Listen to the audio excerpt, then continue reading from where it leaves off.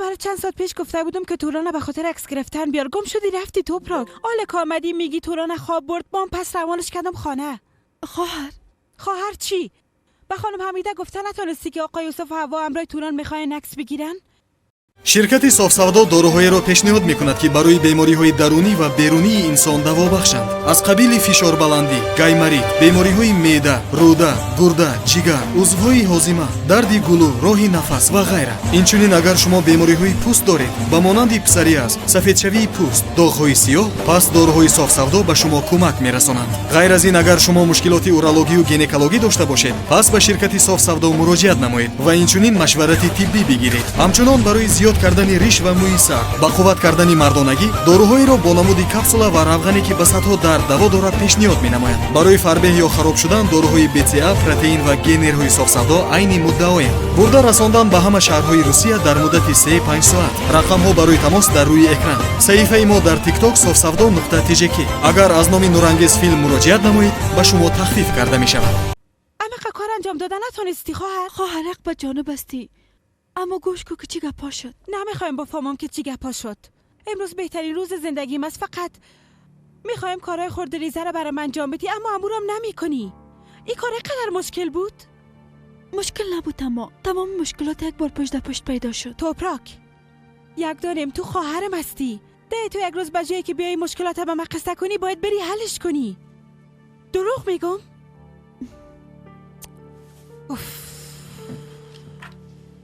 ما در بیرون هستم، اگه چیز کار داشتی من صدا کن.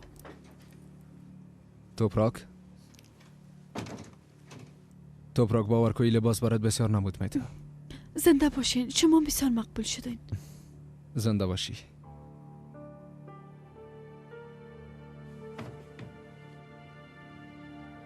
خواهر جان اگه خواسته باشی پیش مادرم شم برو، ما را یک چند دقیقه تنها بون. البته من بیازم برآمدم.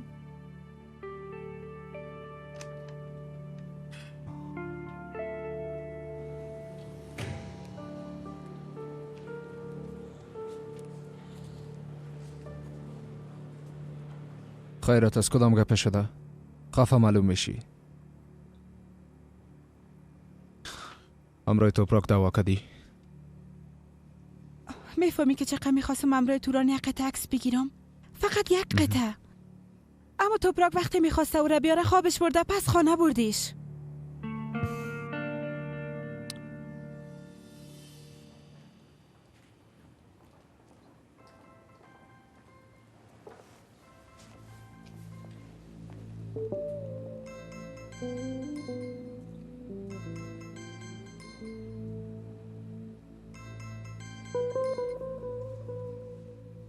خوب استی بچیم؟ خوب هستم. حالا شما داخل برین. ما تشناب میرم دست روی خودش ششته زود پس میام. با دختر مهربانه مثل تو قرمه زیبا؟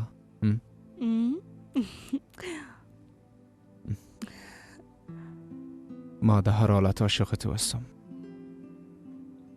همیشه عاشقم باش. هیچ وقتم ترکم نکو. تا آخر عمر عاشقت خود بودم.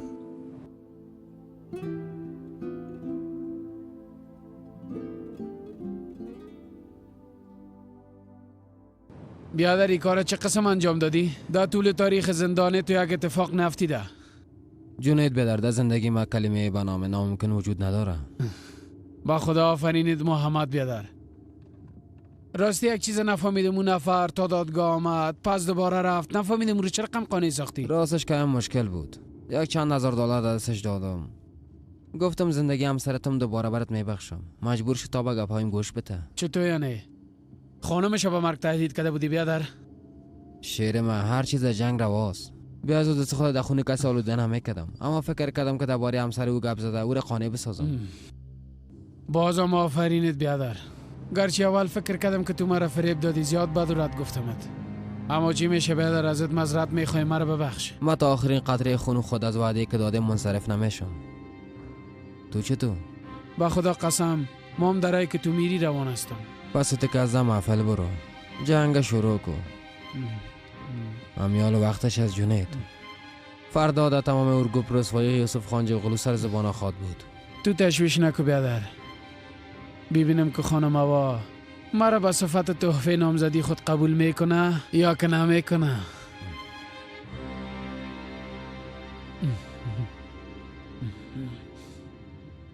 آه اقبال جان، قربان قدمایت. چقدر وقت میشد که ندیده بودیم. چقدر خوب کار کردین که آمدین. بله، زندگی است دیگه، همیشه در یک حالت بودن نمیتونی. راست میگی به خدا. مشکلات خودم هم اقدر زیاد شده که اطرافیان خدا بیخی فراموش کردیم. آی راستی ایمار کجاست؟ آمده یا نی؟ خودش اینجا آمده اما نمیفهم که فکرش در کجاست. چی کنه بیچاره؟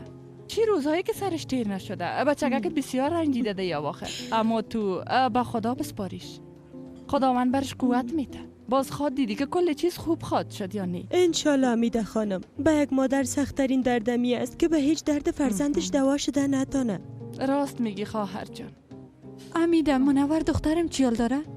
شنیدیم نامزدی شب به هم زدین. بله ندرت خواهر. چی کنیم دیگه؟ شاید در قسمت ما می بوده. حتما در این کار کدام خیری وجود داشته. راست میگی. شریفه؟ این دختر خورد تو نیست؟ بله خانم ندرت، توبراک است.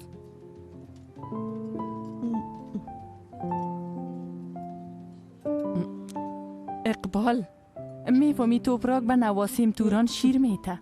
بسیار دختر خوب، بسیار دختر با حیا و با ادب. گپ مرا همیشه گوش میکنه. بله بله، راست میگی. خداوند به عمرش برکت بده. ماشاءالله. آمین. حمیده مادر. آه ایمار جان، آه بچه مقبول من. خوش آمدی یک دانیم. خوش آمدی. چی حال داری؟ شکر زنده باشین. خوب هستم. تبریک باشه. خب حمیده مادر، خواهرخوانده مقبول محال کجاست؟ از وقت که آمده ده بالاست، تا حال پایین نامده. مادر باور کنین بسیار پشتتان دق شده بودم. شما خوب به عروسی آمده نتانستین، اما من بازم نخواستم که شما را تنها بانم. خوش آمدی بچه. خوش باشین. شما چطور هستین؟ تشکر میکنم.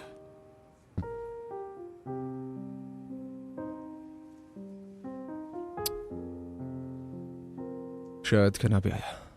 ما میخوایم با این مراسم زودتر خاتمه بدیم. میفهمم عزیزم، میفهمم. اما شاید این قسمی برای هر دوی ما بهتر باشه. اگه میامد شاید امرای پدرت گفتگو میکرد. باز ما هم جگرخون میشدیم. تو هم درک کن دیگه. میفهمی من بسیار هیجانیستم یوسف. ما هم هیجانی هستم. پس هر دوی ما همین رقم هستیم. نمیفهمم یوسف، چرا یک احساس بد دارم. نمیخوایم باز کدام چیز خراب شود. اگر زیادی گپ بگویی با او روبرو میشیم. تو با ما باور نداری؟ تشویش نکن، من اجازه نمیتم کدام گپ شود. درست است؟ در دنیا من تنها سر تو اعتماد دارم. فقط به تو اعتماد دارم. فقط به تو.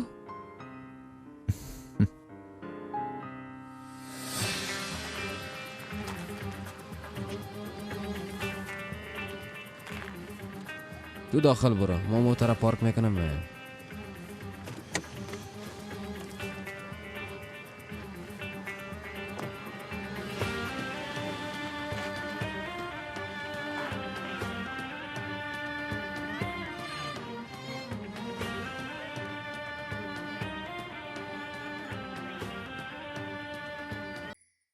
خواهر، بهتر است که هر چیز زودتر در مورد توبراک امرای امیده گپ بزنیم. درست است خواهر، اما اگه امیده قبول نکنه باز چی خواهد شد؟ نظر خود توبراک و خانم شریفه مهمتر نیست خواهر؟ توی گپ دیگه به مبان. وضعیتشان خوب به خودت معلوم است. از امیدشان کده برش زیادتر پول میدیم. او دختر به بچه خود میگیریم. باز به جایی که در اینجا زندگی کنه، در استانبول زندگی کنه بهتر نیست؟ خوش آمدی. فکر میکردم که با این نامزدی نمیایی. در روزا به تلفن مام جواب نمیدی.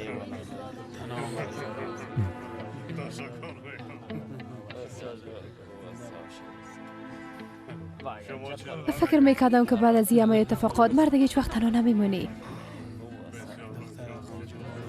حداقل یک بار زنگ زده اول ما خو میگرفتی.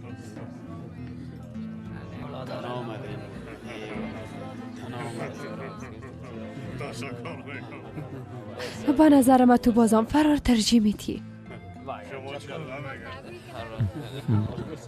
ما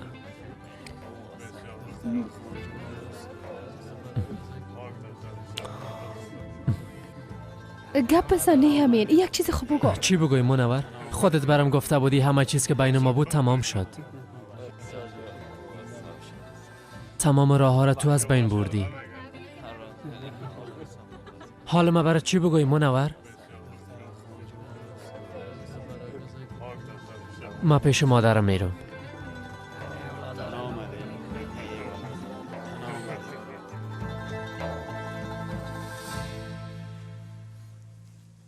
با من سایکو، تو بسیار مقبول شدی. بسیار. تو هم بسیار مقبول معلوم میشی. ببینم وقتی از هیجان ذوف کردم بازم همین گپا برام میگی. بچم داخل آمده میتونم؟ بیاین خاله بیاین. ماشاءالله هر دویتون بسیار مقبول شدین.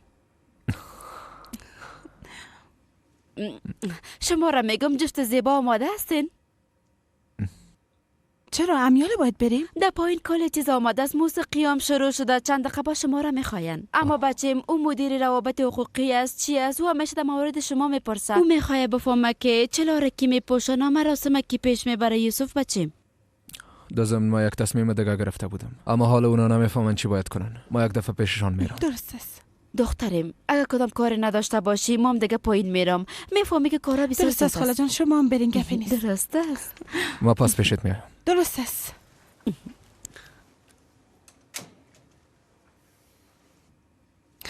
اوف خدا کنه که چلا را بخیر بپوشیم. اوف خدایا.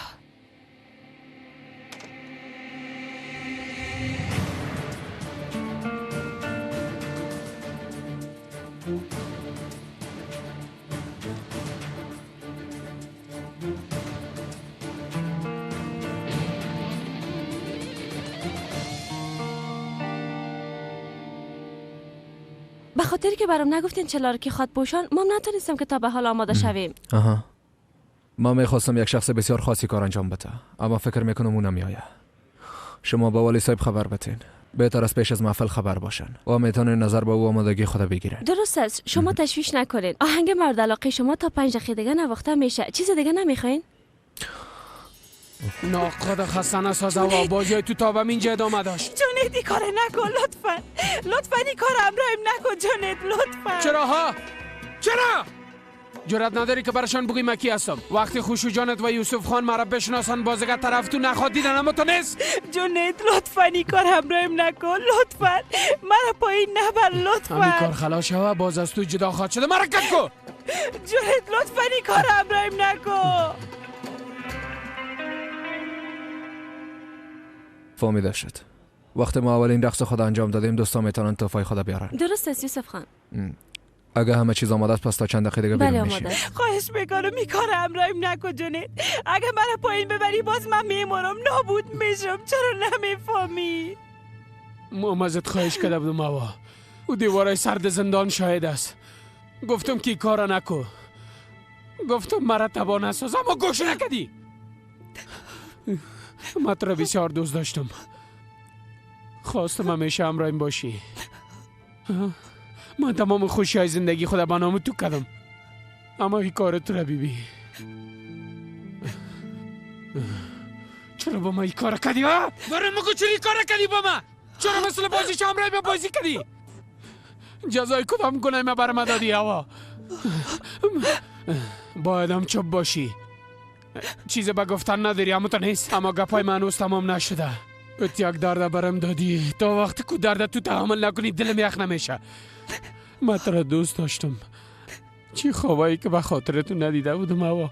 حالا ما برات نشان میتم که از دادن معشوقه یعنی چی خانم هوا. حالا بیا که بریم پایین. الهم کو جونید. اگه مرا پایین ببری باز چی میکنی ها؟ اگه من با باز تو برنده خود شدی ها؟ بله. پس گوشایت خوب باز کن جونید. اگه محض یوسف شده نتانستم باز وقت از هیچ کس نمیشم. پایین برو. برو. بگی کل چیزا بگو. مام از پنجره خودم پایین مندازم. بعد از اینکه یوسف از اینا خبر شوه باز مرگ و زندگی به من فرق نمیکنه. اما قسمی که تو مرا دوست داری، اما قسم من یوسف دوست دارم. من بسیار اشتباه کردم. تو را سوختاندم اما خودم هم میسوزم. من نمیخواستم که این قسم شود جونید. اما این قسم شد. آره کل چیز خلاص خواهد شد. الهیم کن حرکت کن. الهیم کن جونید این کار نکن لطفا. بگی امرایی مرا بکش و خدا راحت کن. بگی دست ما اینا کن. ایلا نمیکنم. اگه میخوایی مرا بکشو کل چیزا خلاص کن. بیزا وقتی یوسف خبر شوه باز من از بین بیرم. شنیدی چی گفتم؟ مرا بکش تو راحت شوی. تو امیره مگه نمیخواستی؟ حالا مرا نابود کن جونید. مرا از بین ببر. اما یوسف بیگناست. او را غرض نگی. خواهش میکنم لطفا.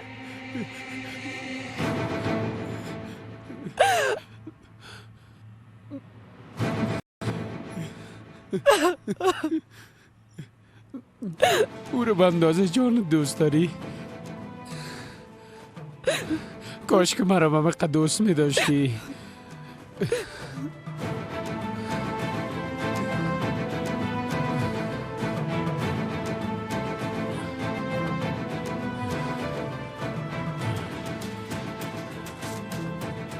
اما نداشتی.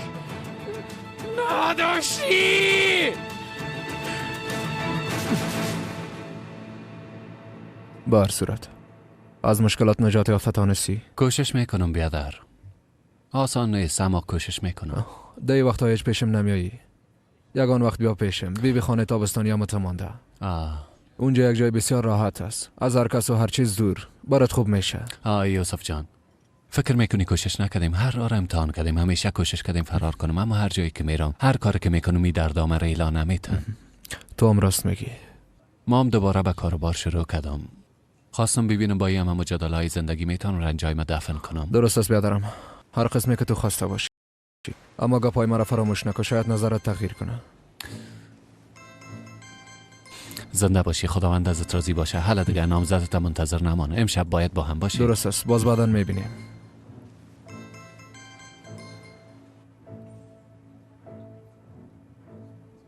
صبح تا حالا دیدنم میشه کجا هستی؟ جواب کاکا و بچه کاکای تا چی بودم؟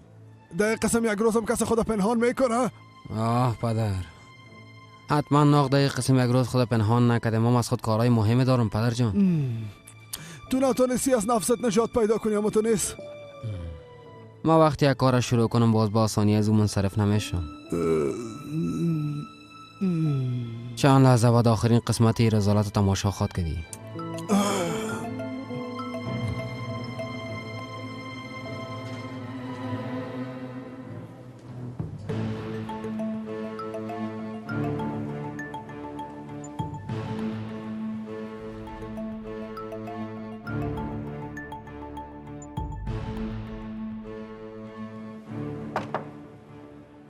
یک دانیم تو آماده هستی، همگی منتظر ماستن.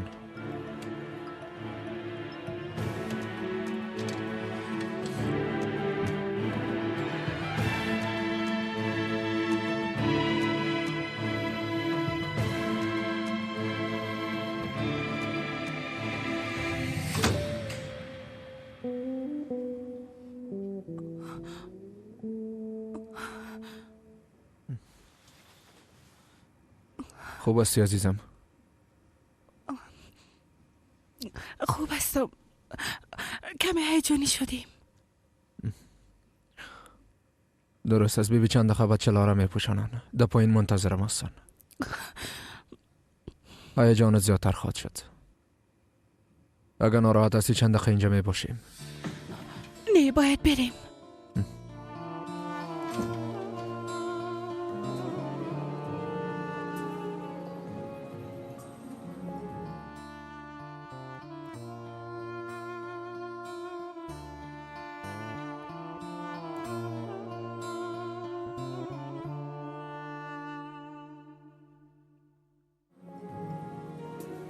آهنگ قیامت نواخته میشه پدر.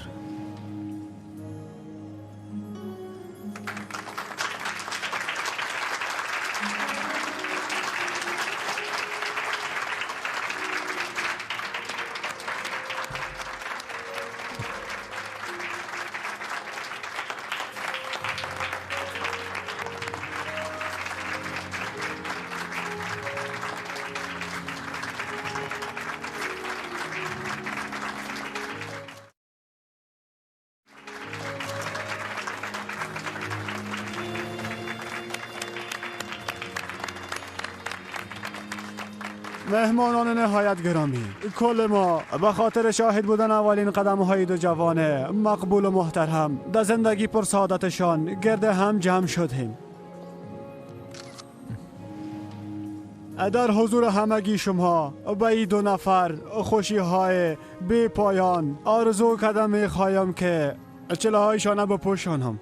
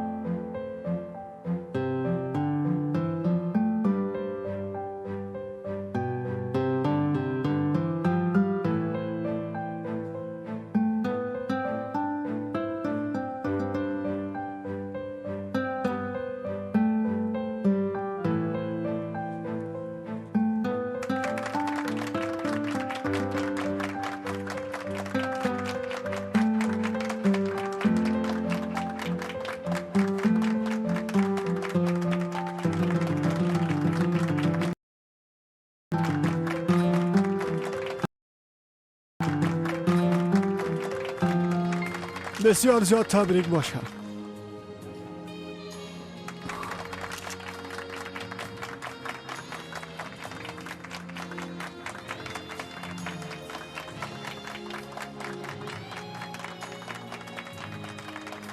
بسیار زیاد تشکر. خواهش میکنم. خوش باشین. زنده باشین. بسیار تشکر.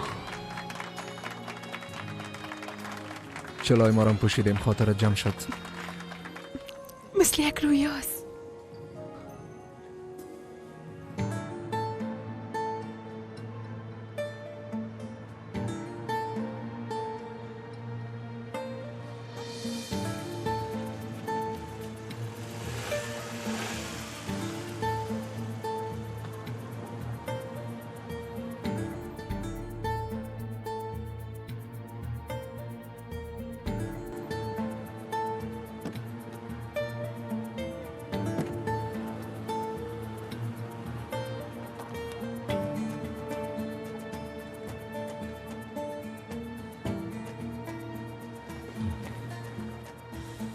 تو کجا هستی و بدبخت؟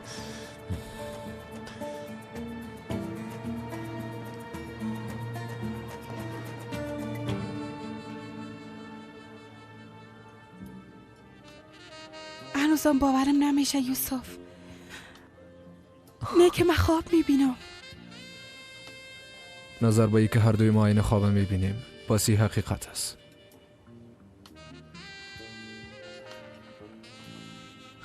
گرچه تنها خواب ما تو هستی، اما فکر میکنم که تنها خواب تو هم ما باشم. البته که همین قسم است. کسی ما را از این خواب بیدار ساخته نمیتونه. تو تشویش نکن.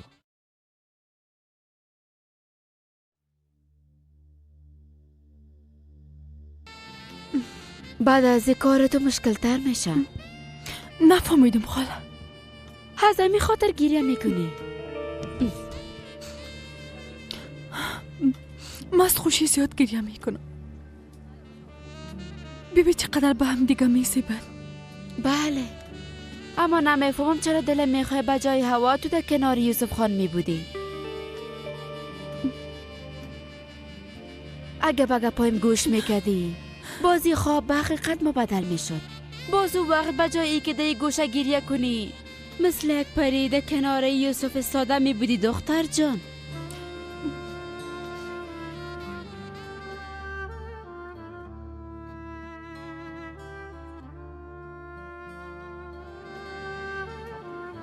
ببین خاله جان، اونایی که دیگه خدا بسیار دوست دارن، امی که دیگه خدا دوست دارن بر من کافیست. هر وقتی که تو به ای گپایت باور کردی باز من باور میکنم توپراک. اگه باور نمیکنی پس باور نکن، با من فرق نمیکنه خاله. باش که برد یک واقعیت دیگرم بگویم. فکر میکنی که نجات یافتی و فرار میکنی، اما احساسات و عشق تو همیشه مثل یک سایه تو را تعقیب میکنه دخترم. اونا رو خوب بیبی دخترم، خوب بیبی. این محبت و عشق میبینی نه؟ تو نه از این عشق و نه از خودت فرار کردن میتونی دخترم. هر بار که اونا را دست به دست چشم به چشم در مقابلت مثل دو پری دور میزنن، آتش قلب تو دگام شعله‌آورتر میشه دخترم. تو در درونت سوخته میری. با هر قدمی که عشق اونا پیش میره ای آتشم سوزانتر شده میره. اونا با هم نزدیک شده میرن، اما تو همه قسم تنها میمونی. آغاز زندگی اونا به معنی پایان زندگی تو خود بود دخترم. تو چطور یه همه را تحمل میکنی ها؟ آتشی که هر روز در قلبت روشن میشه چطور خاموشش میکنی؟ ایره بیبی که از امیال چیرش تغییر خورده. هوا را بیبی. عشق او را دیگام زیباتر میسازه، زندگیش زیبا میسازه. تو همه قسم تنها میمانی، باز پیر شده میری، کاملا مثل مادرت خود شدی دخترم. باز وقت طرفت هیچ کس سلام نخواد کرد.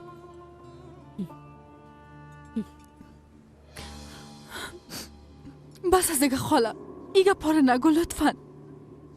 گوش که یک گپ برات میگم. من هوا را بسیار خوب میشناسم. او تو را در او خانه بسیار وقت نخواد ماند. من او را میشناسم. تو نمیفهمی او در وجود خود چه قسم یک ارث داره. توی ریش نمیفهمی دختر جان. پیش از اینکه چه لب بپوشه زهر خدا پاشید. به خاطر که یوسف و دکانه به نامتو نکنه چی کارایی که نکرد. اما دید که نمیتونی. او را منصرف خدا خوب نشان داد. هنوزم سر وقت است. این خب فقط شروعش است. او ضعف یوسف نسبت به تو خوب درک کرده. باز او قسم یک نفر پیش خود نگاه خود کرد ها؟ همی که در او خانه قدم خودم ماند، باز تو را از او خانه بیرون مندازه. باز او وقت نمیتونی یوسف خانه ببینی و نمیتونی صدایش بشنوی دخترم. باز از فراقش آیسته خود مردی. خاله لطفا بس از دیگه خاموش باش. بگی بنوش. بنوش. شاید آتش قلبت خاموش بسازه.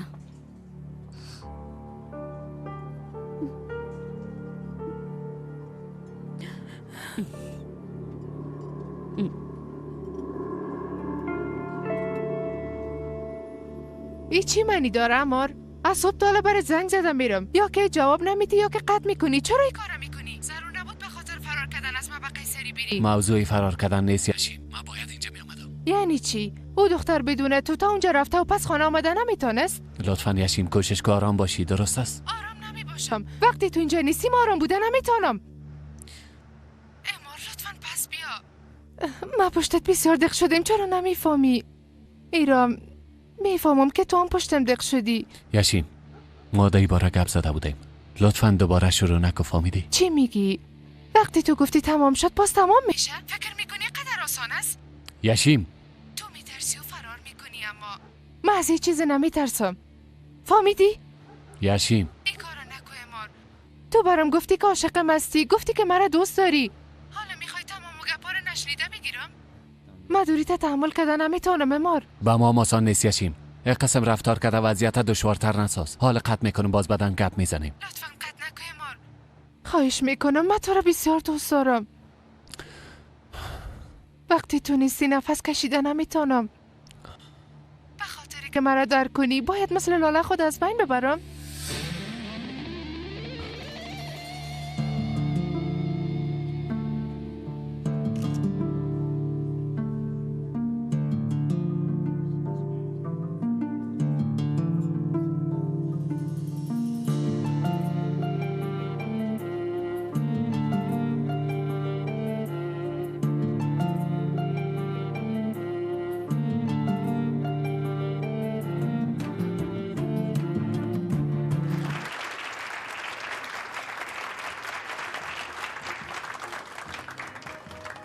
دخترم تو نوشیدنی می نوشی؟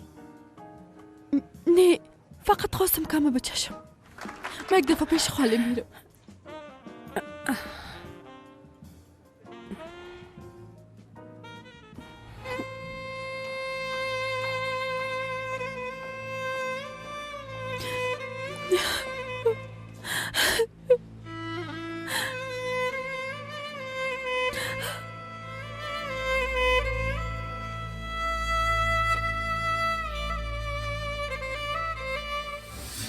میشه که خدا فراموش کردیم.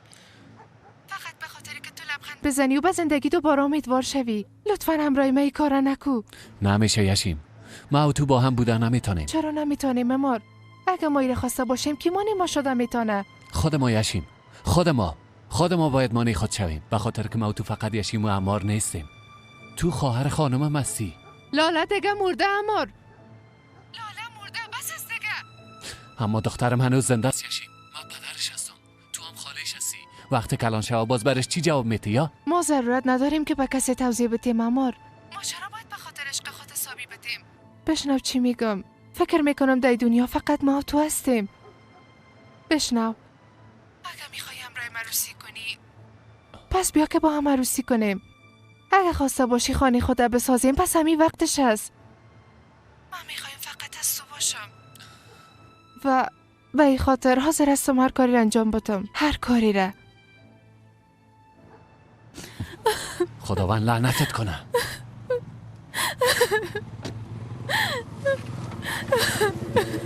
صبر کنه. شما خوب هستین؟ شما را چی شده؟ خانم بیاین که داخل بریم. دست رویتان بوشین، کمی آب بنوشین، آرام میشین. من اونجا رفتن نمیتونم، داخل رفتن نمیتونم. چرا؟ کسی در داخل به شما چیزی گفته؟ به من بگوین شاید شما را بتانم کمک کنم. اینه که از کسی فرار میکنین؟ بله فرار میکنم. دست من ایلا کنین، اصلا رای من پس شوه. شما را در این وضعیت ایلا کردن نمیتونم. بیاین که داخل بریم. این جواب بسیار سرد است. حالا دیگه بریم.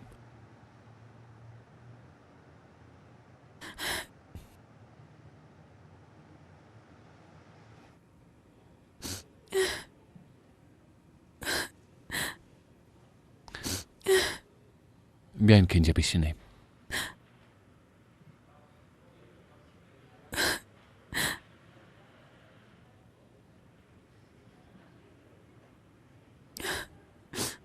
آب میخواین؟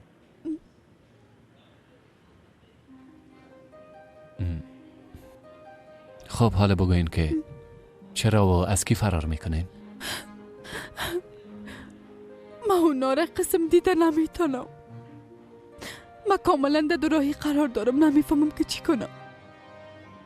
اما من دیگه تحمل کرده نمیتونم. کسی را که دوست دارم دیده نمیتونم که خواهر من دوست داشته باشه.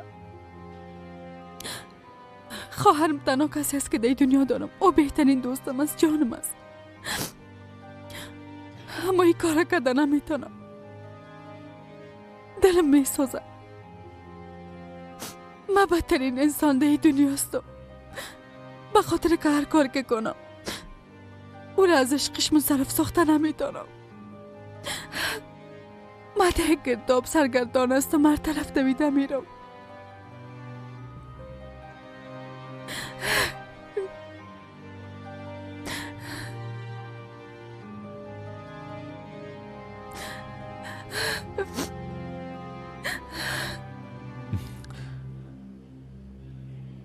میخواین از این وضعیت که دارین فرار کنین و برای همیشه نجات بیافین؟ دیگه این کار تحمل کرده نمیتونم. پس همراه من عروسی کنین.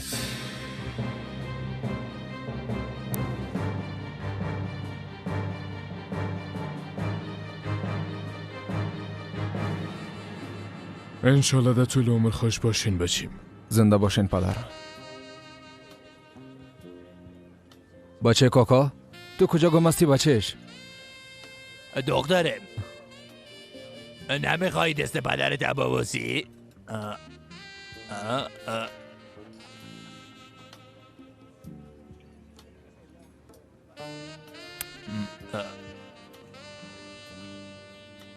هر چی که بگوی حق و جانب است بچه کاکا. به خاطر که مرا ببخشند در جستجوی یک توفیق تعجب آور بودم اما نتونستم. باندگه همین که تو اینجا هستی همه چیز است. توفه چی بچش؟ تو خودت با ما بهترین توفه هستی. بیادرم هستی. زنده باشی. خیرت باشه پدر. به خاطر این نامزدی لباس ساعت نو گرفتی؟ ای دیگه چی معنا داره دخترم؟ امرای خانجی اخلاق قده شدیم، باید به سر وضع خود برسیم دیگه. کارو بده کردیم. پولش از کجا کردی پدر؟ میفهمی که پول نداشتم. قرض گرفتیم دخترم. یعنی ایران قرض گرفتی؟ نه اما تو فکر کو که ای ساعتم از کسی دیگه از جانم. حالا اگه تحقیقاتت خلاص شده باشه من میرم که با مهمان خداحافظی کنم.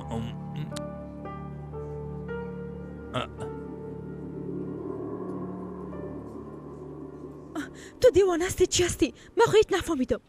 اجازه بتین کل چیز براتان بگویم، لطفاً گوش کنین. چرا گوش کنم؟ امی پیشنهاد عروسی تا دیوانگی نکو. نه خیر، اجازه بتین. ما هم در وضعیت شما قرار دارم. بالای شخص غلط عاشق شدیم.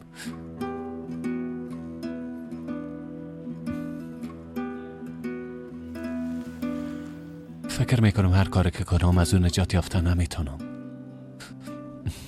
خدا در یک مشکل بسیار کلان فکر میکنم، اما باید ازش نجات پیدا کنم. اگه نی داینده نی به چشمای خدا نی به چشمای خانومه که عاشقش هستم نگاه کردم میتونم. ببینین این بهترین راه برای اردوی ماست که خدا نجات بتیم و از مشکلات دور باشیم. چطور؟ ببینین چی میگم. زندگی اردوی ما بسیار با هم شباهت داره. بازی مثل دیگه عروسی ها نخواد بود، یعنی فقط مثل یک قرارداد می باشه. از مشکلات فرار کرده خدا پنهان می سازیم. چطور؟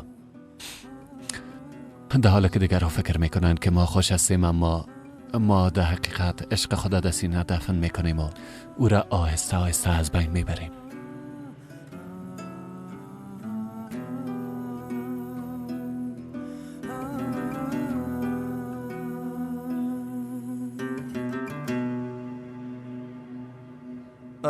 این مراسم تا صبح ادامه پیدا خواهد کرد. هر چیز زودتر مراسم خلاص کنیم که مردم تو فای خود بیارن. این گپ نگوین آقا رمزی، شرم است. ما آقا اینقدر پول نامصرف نکردیم که شکم مردم زی شود. حتما اونام چیزی آوردن دیگه. باز این رسم رواج از دیگه. نخواد که اونات استقالی اینجا آمده باشن. آقا رمزی اگه میخوای کم دگام بنوش ها بیا از معلوم میشه که بسیار نوشیدی. ببی خدایی قسم اینجا چی جریان داره رمزی؟ با الماس خان میگفتم که مراسم تحفه دادن شروع کنیم. این چه قسم درخواست است؟ و تو خود تحفه نمیارن. کلش از هواست. وقتی هم که عروسی کنه کل چیز هم همراه خود میبره. حالی از اینجا برو، اعصاب مرا خراب نساز. حرکت کن. درازه چقدر زرزر میکنی تو. آی ای گپایش نشنیده بگیرین الماس خان. او هنوز نمیفهمه که در کجا چی بگویه. استغفرالله شریفه. چیزی که مرا ناراحت میسازه ای جگرخونی تو است. جای بسیار افسوس است که تو واری یک زن رسیده و دانه با قسم یک مرد بیکس و کار ازدواج کرده. شما چرا خودم مقصر فکر میکنین الماس خان؟ تمامش تقصیر من است. به خاطر که عروسی ما و حمیده خانم از بین نره. مادرم این مرد در جان تو زد.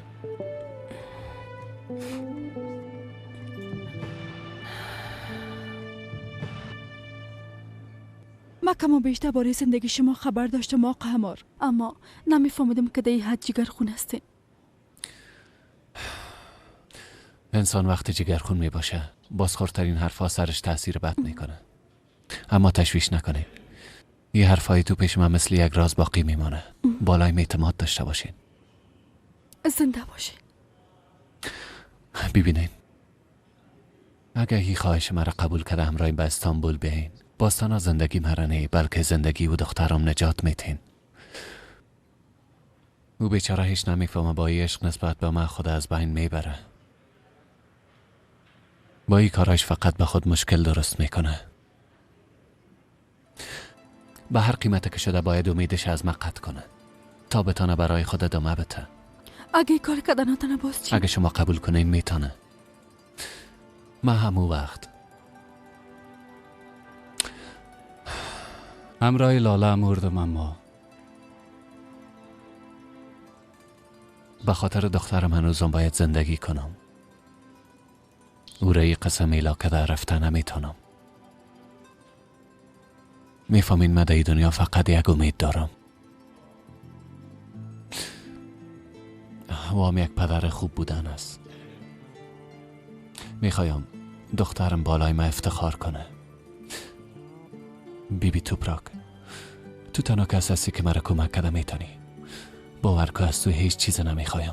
همین که مردم فکر کنن من عروسی شده هستم برام مهم است. مرا غلط درک نکو. به خاطر که در استانبول خوش باشی هر کار که از دستم بیایه برات انجام میتم.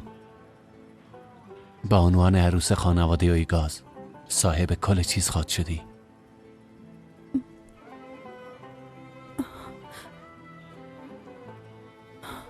شما دردتان به کسی میگین که کمکتان کده نمیتونه آقا امار. مگه خواسته باشم من به کسی کمک کده نمیتونم. امیدوار هستم کسی را پیدا کنین که شما را کمک کده بتونه. لطفاً معذرت میخوایم، اما به جای قسم زود تصمیم گرفتن یک بار فکر کنیم. این کار به خودتان بسیار خوب میشه. اگه همراه ما استانبول بیاین، باز خواهرتانه یوسفه تمام مشکلاتتانه میتونین فراموش کنین. باز ببینین شما از مکده خوش شانستر هستین. شما یک راه بر فرار کردن هم دارین، اما با ما حتی ای قسم یک راه وجود نداره.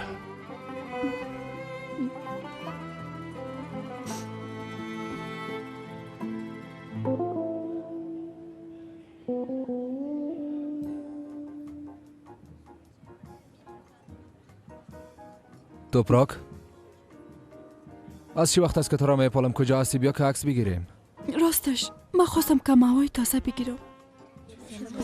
درست است، باز میبینیم. چطور است بیادر؟ خسته خانه شدی؟ زنده باشی بیادر. کل چیز بسیار عالی است یوسف. همراه او معرفی شدی، اما همراه توپراک نه.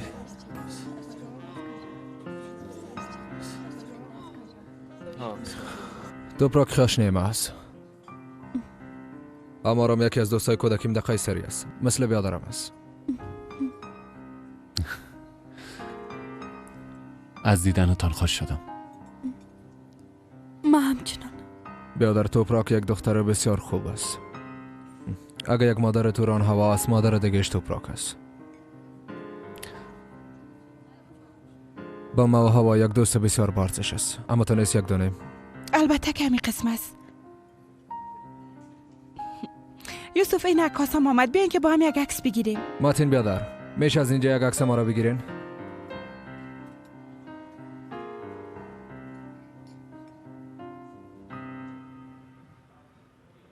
ایره بگی به عروسم بته. یک تحفه خورد از طرف ماست.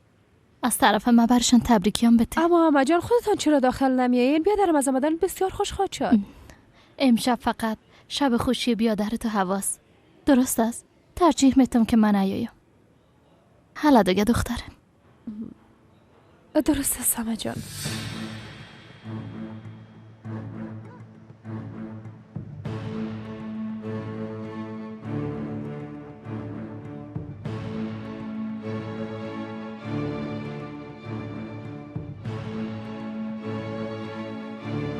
آرام باش، آمدم.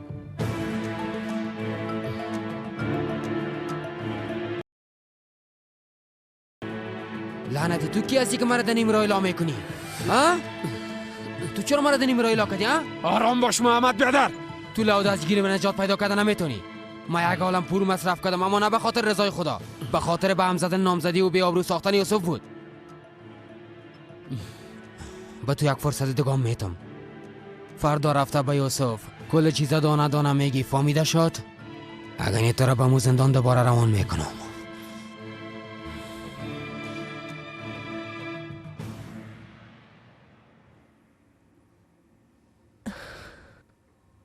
چقدر یک محفل خوب بود، اما تو نیست امار؟ عروس و داماد چقدر به هم دیگه میزی بیدن. خداوند همیشه خوش داشته باشیشان. زیاد میخواستم که روزای خوشی تو رام ببینم، اما قسمت نبود دیگه بچه. مادر، من با یک دختر پیشنهاد ازدواج دادم. به لحاظ خدایی را نگویی که او یشیم است. به خدا قلبم استاده خواهد شد. نه خیر، یشیم نیست. پس کی است؟ آی یلماز خان، امروز از دست ایرمزی دیوانه دلم گروپ میکرد. بسیار نارام بودم. میگفتم حال یک کار خواد کرد. او بیخی دیوانه است. خوب شد که بخیر دیر شد. چطور کنیم خانم؟ کدام چاره دیگام نداریم. باید همراهشان گذاره کنیم. چه قسم گذاره کنم یلماز خان؟ کلان آدم است، هشتک خونیست. هیچ گپ نمیفهم. هرچی که دانش بیایم میگه. کاملا کاره هشتکا نمیکنه. با خدا قسم است امروز چشمای تمام میمانا طرف رمزی دیوانه بود که آل کدام گلا به آب خواد داد. خوب شد کدام کار نکرد. فکر مام طرف تو بود خانم. تمام شب لب روی خود کشال گرفته بودی. خوب شد که بچیم متوجه نشد، اگه جگر خون میشد. خی منظورت از این گپ است که لب روی ما به خاطر بچیم کشال بود؟ تو خودت تمام شب امرای شریفه پس کده گپ میزدی. اینقدر گپ از کجا میکردین یلماز خان؟ نمیفهمم چی میگفتی. از شوهرش شکایت میکرد. کدام گپ دیگه نبود خانم. به خاطر کارهای رمزی معذرت خواست. بسیار جگر خون بود. همین گپا را گفت بیچاره. بسیار کار خوب کردی یلماز خان که امرایشان درد دل کردی. او هم بسیار راحت شده باشه نی؟ خب اقبالشان چطور بودن خانم؟ از نجیب پرسیدم که چرا نامده قسم دیگه برم جواب داد. به نظرم امارام او قدر خوب معلوم نمیشد. نمیفهمم چرا.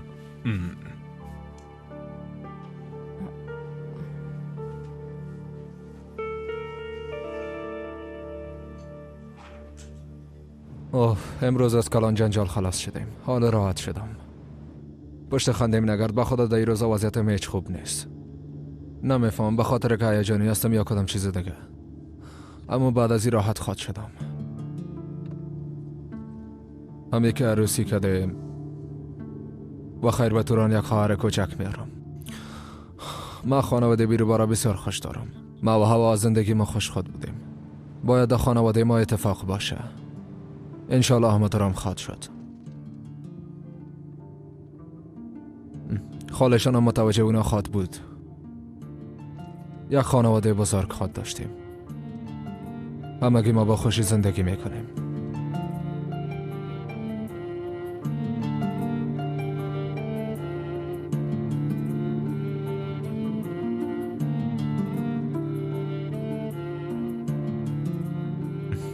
تو چیز نمیگی توپراک؟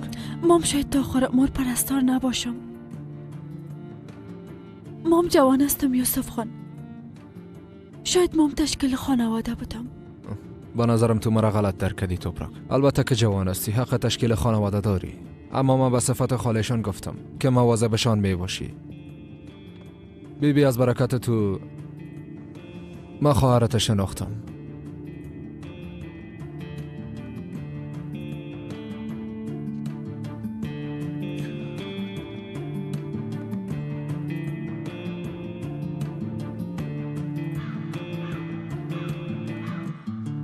حکم دادگاه نظر به خواسته مدعیان صورت گرفت باید توپراک و صادق از هم جدا شوند و جدایی هرچی زودتر اینا از طرف دادگاه همر میشن. فیصله دادگاه همیست. با خیر بگذره دخترم. زنده باشه.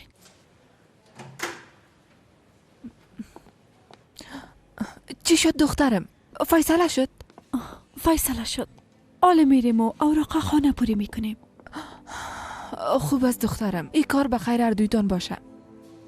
توپراک دخترم شکایت خود پس میگیری اما تو نیست؟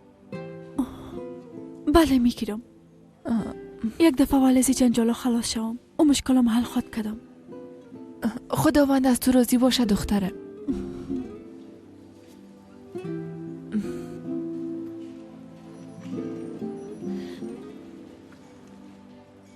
یعنی که دیروز همو تو آمد و رفت. بگونه که از یک کلان مشکل نجات یافتیم اما من خبر ندارم. نپرس پدر. دیروز که جونیت در مقابلم دیدم گفتم کل چیز تمام شد. با آخر رسیدم. دیروز که رفته بودم گفتن دادگاه رفته، یعنی که آزاد شده ها؟ بله همین که آزاد شده. دویده پیش ما آمده. به هر صورت خوب شد. به خیر گذشت. به نظر تو از گیر و دیوانه نجات پیدا کردیم؟ البته که نجات پیدا کردیم پدر. بازم سر حساب از او معلوم نیست. به نظر من دیروز که در محفل برم چیز نگفت، از این به بعدم چیز نخواد گفت. انشالله دخترم، اما بازم تو متوجه خود باش. جونید یک آدم قابل اعتماد نیست. راست میگم پدر. ما و یوسف باید هر چه زودتر عروسی کنیم. اگر بعد از این بین ما و یوسف کدام مشکل پیش به من خود مردم. دخترم تو زیاد تشویش نکن. هیچ چیز نمیشه. خودت گفتی که شب برای چیزی نگفت. اگر پشیمان میشد حالا چوب نمیماند. به نظر من جون دیگه امروز کار نداره. باید هم کار نداشته باشه. محبت خوب از زور نمیشه. توبه بذار پولشم برش دادیم دیگه کدام حساب بین ما نمانده. پدر پولش داده نموت نیست؟ البته که برش دادم دخترم. ما او را چی کنم؟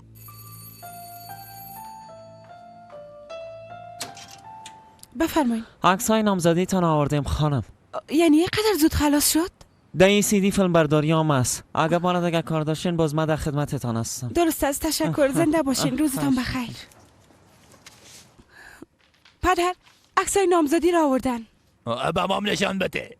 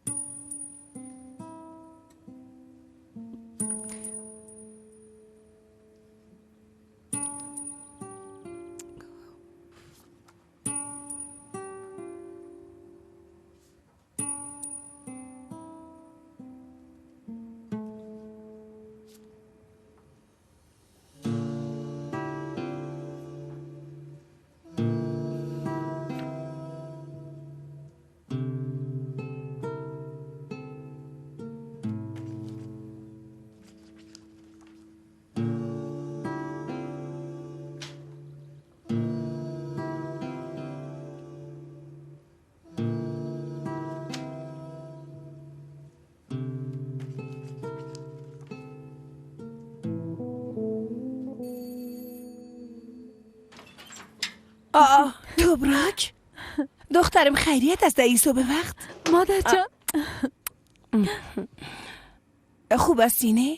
دخترم چیزی خونه شده؟ خوب هستم مادر جان. من کاملا خوب هستم. مادر از صادق جدا شده. حالا آزاد هستم.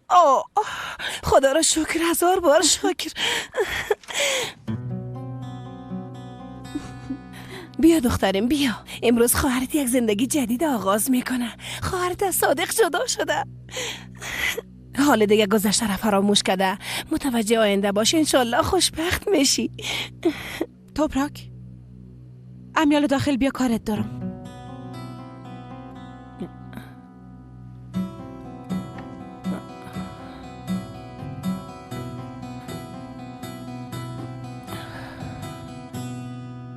اوه اقبال جان یک چند وقت دگام اینجا می بودین. بسیار خوب میشد که ندرت هم نمی رفت.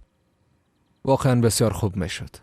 راستش او میخواست بیایه اما دخترش او دختر که مثل دخترش است او را نخواست تنابانه. اما بسیار زیاد برتان سلام گفت. بار بار برم تکرار کرد که همه گیره سلام برسان. زنده باشه. اما قام که گفت بر ما کفایت میکنه. قهوه خدا نوشیدی بریم اظهاراتت بگیرم. بسیار وقت میشه اظهارات ندادی. بریم قاضی صاحب. تو هیچ آدم آرام نمیمونی. حالا بریم. خانم ها به اجازهتون من میرم کمی کار دارم. باز خاطیدیم. بسیار معذرت میخوایم. بفرمایین آقای الماس. حمیده بیبی که برات چی میگم؟ او خواهر عروست که است نه؟ توبراک برات میگم. او چه قسم یک دختر است؟ توبراک بسیار دختر خوب است. یک دختر پدر کده است. بیچاره بسیار روزای بعد تیر کرده. طفل خودم از دست داده. بسیار خوب دختر است. اما توبراک دوست دارم. زنده باشی. مرا زیاد خوش ساختی خواهر.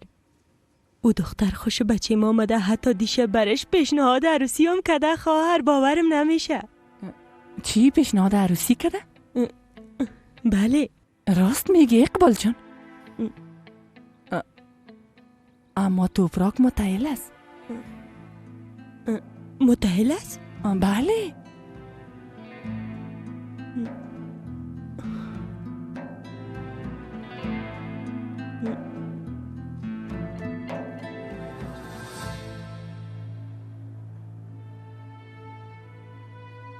تو دروغ گفتی توپراک.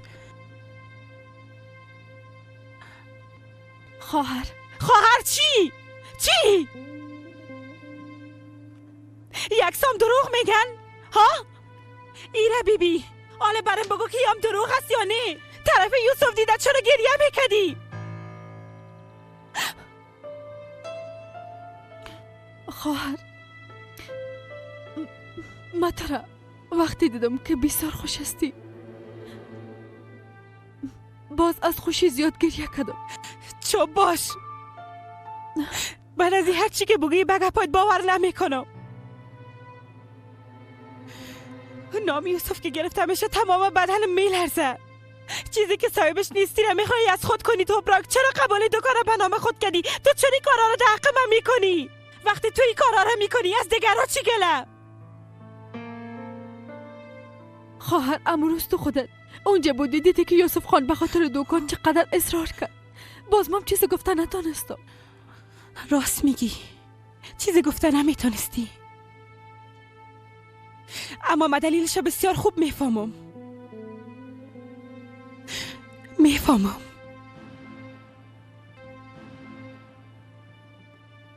خواهر بس است دیگه. من مثل تو نیستم که یوسف خانه فریب داده باشم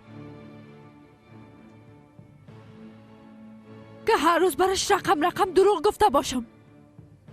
من نمیخوایم او را فریبتم به خاطر که او سر من بسیار حق داره. گپ ما فهمیدی خواهر؟ تو به منی کوشش کن به خود درس بدی.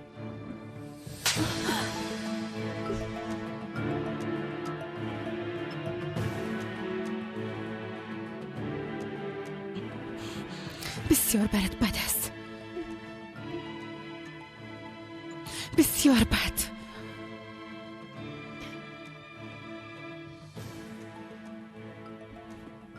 حالا فهمیدم که این مشکلی قسم حل نمیشه. روزی که ما و یوسف عروسی کردیم تو از او خانه میری. او هم به خواست خودت. فهمیدی چی گفتم؟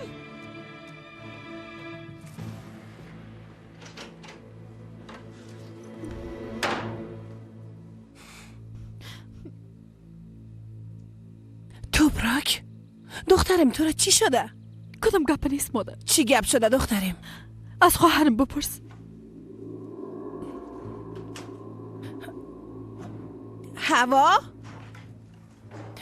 بیبی هر دویتان دخترای مستین مرا فریب داده نمیتونین. بگو چی گپ شده؟ به خاطر چی جنگ کردین؟ اگه نه وقتی خبر شدم باز از من گله نکنین. برات گفته باشم دختر جان. هیچ زحمت نکشین مادر، من خودم براتان میگم. نمیشنم مادر، گوشایم نمیشنوه. ببینین دخترتان رو ببینین اینا هم دروغ میگن. برام بگو این یکسام دروغ میگن.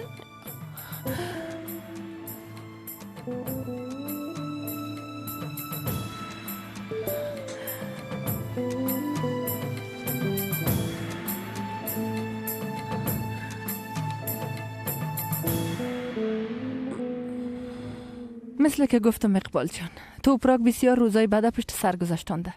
بیچاره طفل خود از دست داده. کم مانده بود که خود از دست بده. اما بسیار دختر صبور است. اگه اتو نمی بود من نواسی خود برش امانت می دادم. و یک گپ دیگه‌ای که من زیاد احسانمندش هستم. دخترم از برکت امو خوب شد. جانم من خوب بودن و یه شک ندارم. میفهم که بسیار دختر خوب است،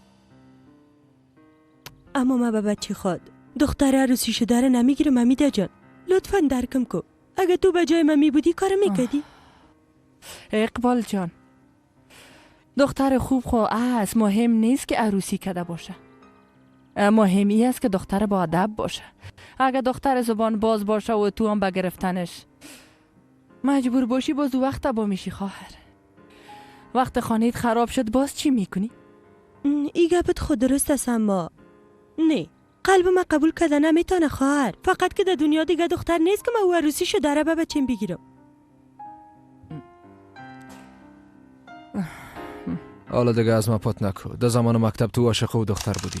نه بیادر، به خدا قسم عاشقش نبودم. قرضدارت خونه ایستم که دروغ بگویم. از طرف شب دانه دروازهشان استاد نمیشدی. ای گپا کلا قیصری میفهمه. حالا دیگه از ما میشرمی و ای گپا پات میکنی.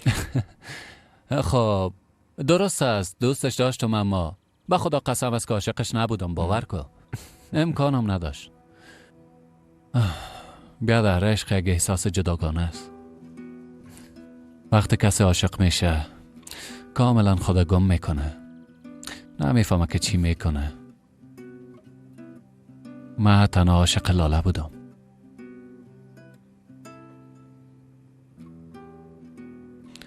و حالا عاشق خیاشنیت هستی؟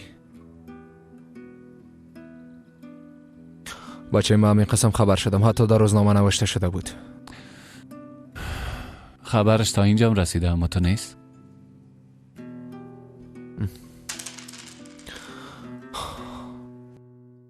بچگکم کلان شده، توران قندولم خنده میکنه. حالی که قدر کلان شدی ها؟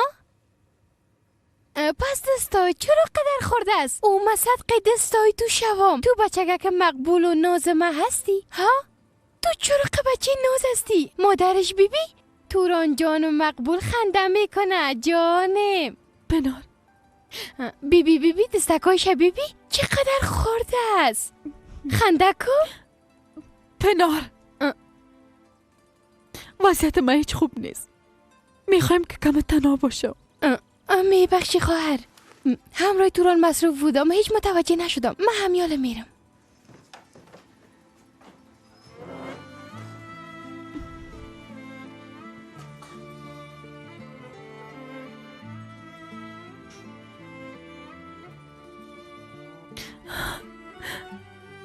ما تو رو به دنیا ناوردیم، اما بازم مثل اولادم دوست دارم توران.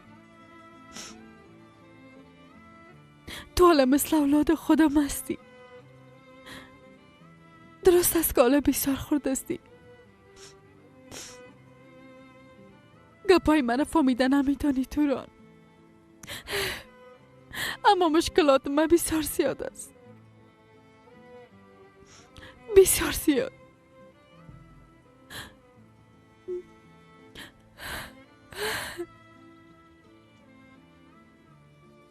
با این وضعیت نمیفهمم که تا چه وقت ادامه خود دادم. ای که از خود فرار کردم میتونم. هیچ نمیفهمم بچه. اما که مجبور شدم که تو را رها کنم باز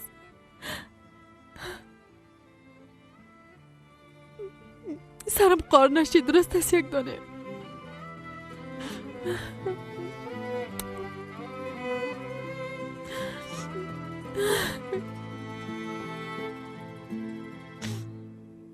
حمیده جان ازت خواهش میکنم که گپ به کس نگوی. بیازو این کار شدنی نیست.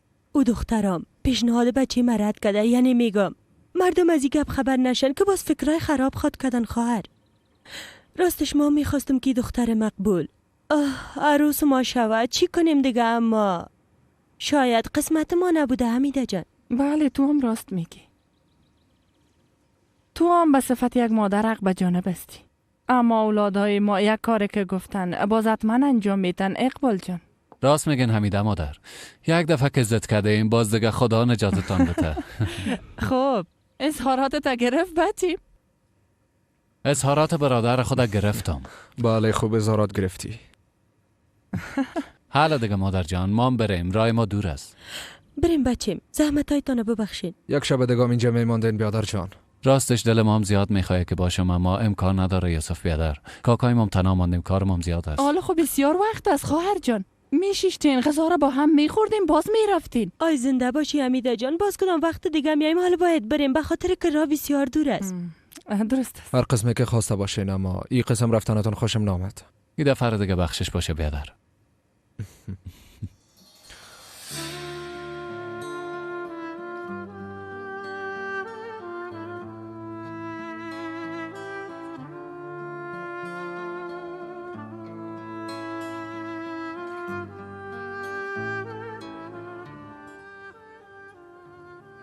با توران یک خواهر کوچک میارم.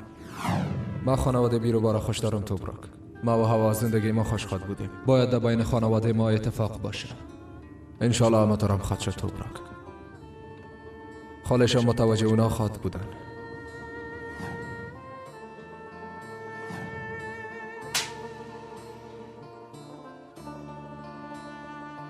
اگه میخوایی از مشکلات نجات پیدا کنی با ما ازدواج کن توبراک. باز وقت از زندگی راضی میباشی.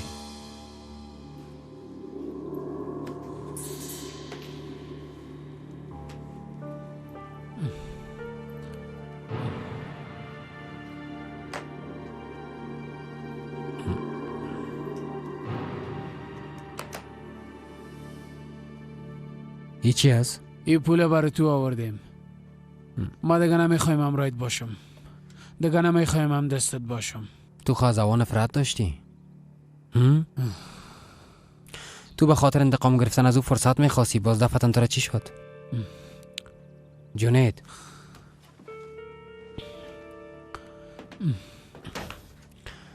بیادر پولتو در جیبت بان. او یوسف نمان که خوشبخت شون. اگه بخوای اونو را همیال از بین برده میتونی. ما یوسف خوشبخت دیده نمیتونم. اگه میخوای از کسی انتقام بگیری با این کارت کسی دیگر پیدا کو. به خاطر که جنید دیگه هم دست تو نیست. بریم عادل، کار ما خلاص شد.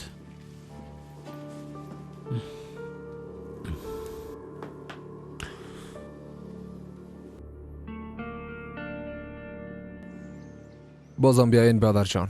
تو چی میگی؟ بخیر برین. بسیار تشکر. باز میاییم. سلامت باشین. همیشه بیاین. زنده باشین.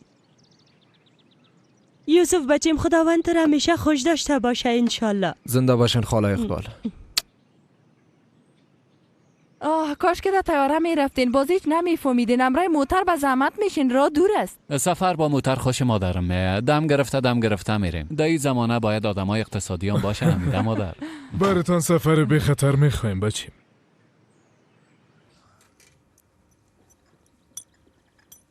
خاله قمارشان چی شدن؟ رفتن؟ تو همراه اونا چی کار داری؟ چی شده؟ توبه نمیفهمم این دختره در این وقت چی شده؟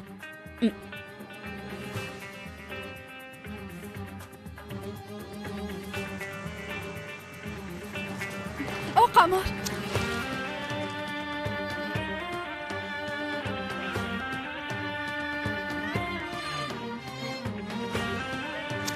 قمار صبر کنه. خیرت باشه بچیم چی گپ است؟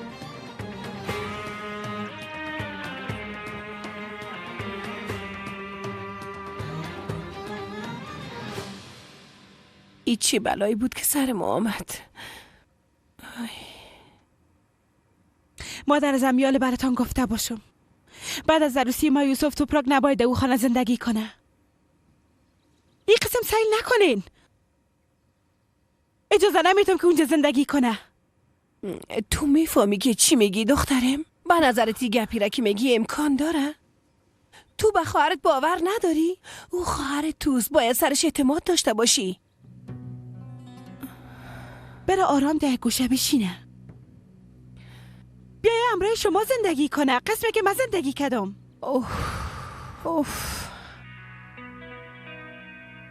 توبه خوب است که شناختمش.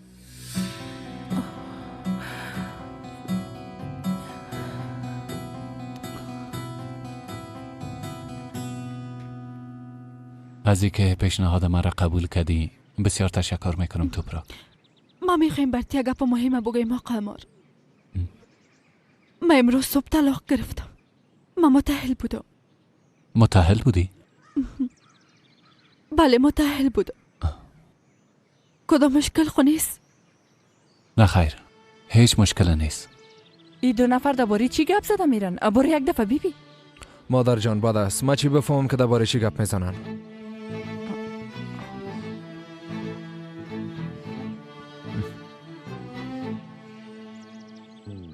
ما همراه وکیل خود در این باره گپ میزنم. اگه از اینجا عروسی کده به استانبول بریم به تو هم خوب میشم. تو نیست توبراک؟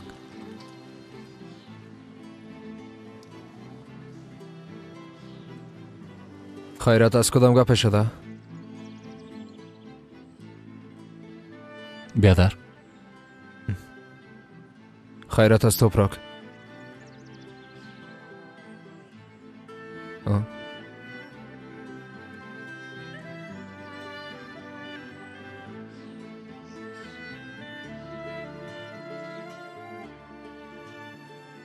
ما و توپراک تصمیم گرفتیم با هم ازدواج کنیم.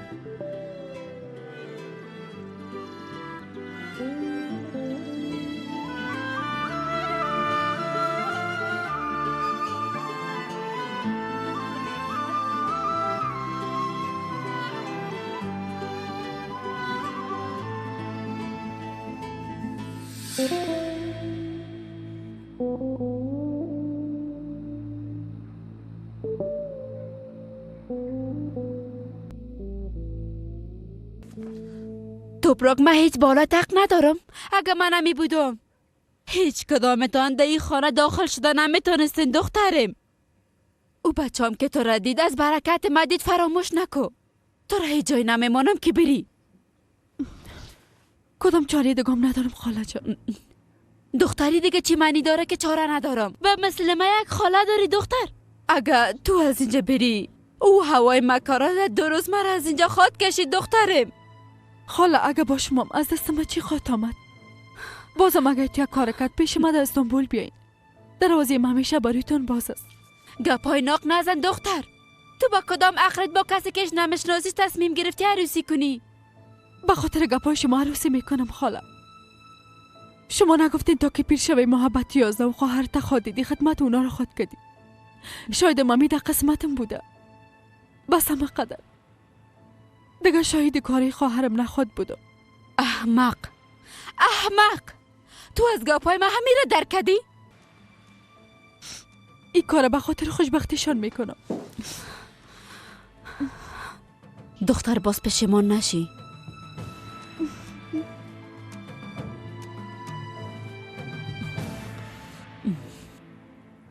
ما در این کار اصلا رضایت ندارم. تو خونه پرسیدی بان که برات بگویم بچیم. مادر همیشه میگفتین ازدواج کن. ما مشکلتان آسان ساختم. بچیم ما دختر مجرد گفته بودم، عروسی شده خو نگفته بودم. باز از کلش بدی که از شوهر خود طلاق گرفته. های زودتر کدام ای بشپت کنیم بچیم. تو بگو، خودت بگو برم. مادر ما عروسی شده بودم دایی دیگه چی گپ است؟ بچیم تو مرد هستی چرا نمیفهمی؟ چرا مادر؟ مرد متعهل باشه میشه، زن متعهل باشه نمیشه؟ مادر ما ای دختر میخوایم، فهمیدین؟ همراه مامور نکاح گپ زدیم. خواست خدا باشه فردا با هم عروسی میکنیم. وای وای وای چی خاک در سرم باد کنم.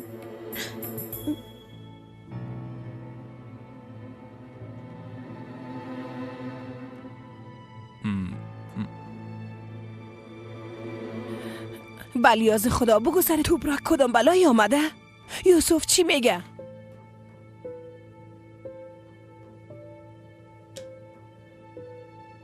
توپراک میخوای عروسی کنه. چی؟ ابراکی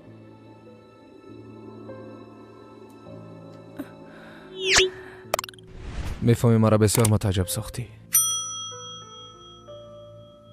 در گرفتن این تصمیم بسیار عجله نکردی؟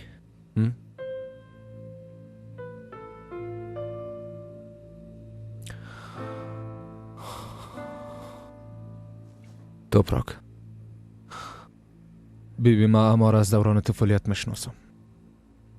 درست است که آدم خوبی است، اما تو او را درست نمیشناسی. بسیار ضدی است.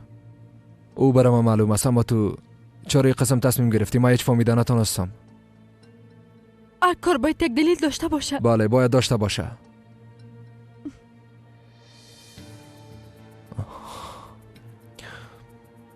بیبی تو یک دختر قوی هستی. بدون کدام دلیلی قسم تصمیم نمیگیری. ما مثل خالد فکر میکنم. تو از کدام چیز فرار میکنی؟ توپراک برام بگو که چرا میخوایی از اینجا بری؟ چرا این تصمیم ما گرفتی توپراک؟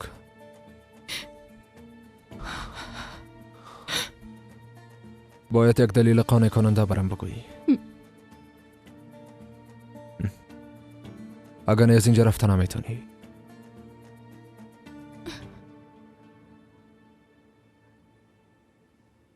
چرا نبودید کشال از شریفه؟ باید شکرگزار باشیم که اولادای ما خوشحاله هستن. ببین پشت توبراک ما خواستگار آمدن. دین و ایمان تو پول پول پول است. خسته شدم دیگه. کدام گپ دیگه از دانت نمیبرای رمزی جان؟ مادر پدرم حق به جانب است. او آدم زیاد پول داره است. با دخترت از یک آدم خوب پیدا نمیشه. بهتر از گپ پدرم قبول کنین. رمزی حالا بیرون برای کمی هوای تازه بگی که اعصابت آرام شوه. فهمیدم چرا قسم نمیگین که مادر و دختر میخواین تنها باشین.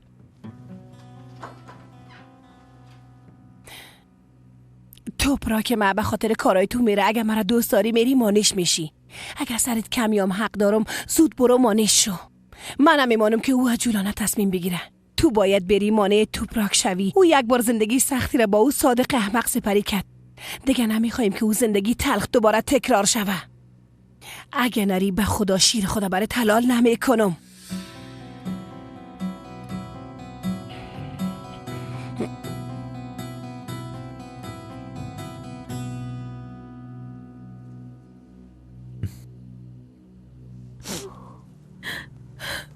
ما تا صبح اینجا خواد ششتم. فکر میکنی مزاق میکنم توپراک؟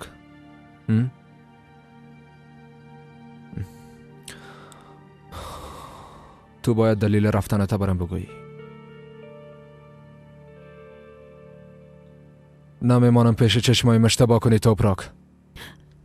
لطفاً از ما چیز نپرسین یوسف خان. لطفاً. ما هیچ به تو اهمیت ندارم. اهمیت داره. من حق شما را تا که زنده هستم ادا کردن نمیتونم یوسف خان. شما با من زیاد ترسش داره. من خوشبختی شما را میخوایم. درست است، پس بگو. مشنوم. توپراک اگه کسی تو را آزار داده فقط نامشه برای من بگو.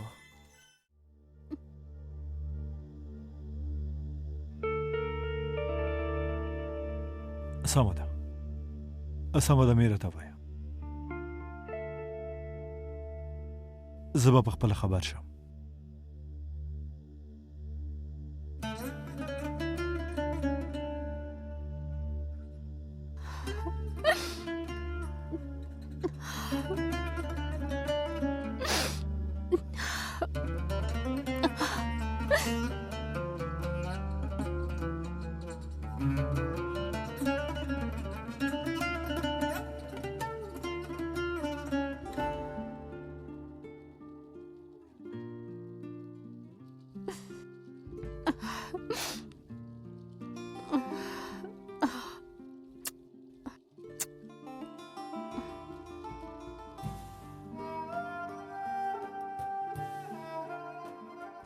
ګرانه زوی تر ټولو سختو شېبو کې زه له تا سره وم. اوس درنه ځمه زوی جانه، بیا فکر ونه کې زه ښه شوې یم.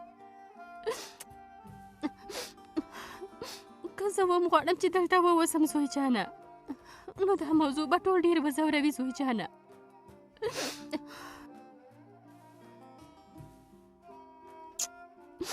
نو ته زما دا خبرې هېڅکله هېرې نه کړې. سمه ده، ټولو ته یې ثابت کړه چې ته د پلار زوی. سمه ده، ته له هڅه وکړه چې د هغه غوندې قوي واوسي، مهربانه واوسي، خو د هر څه نه مخکې باید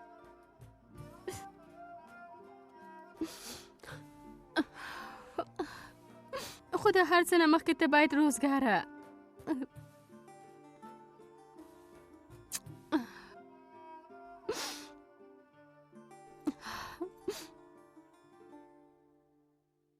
کولی شم دننه راشم؟ البته چې کولی شي، راځه.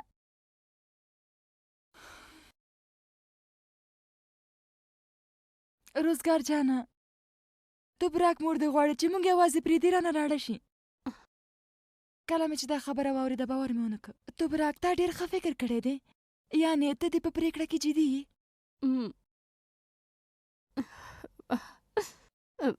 داسې به ماته ډېر ښه شي منور.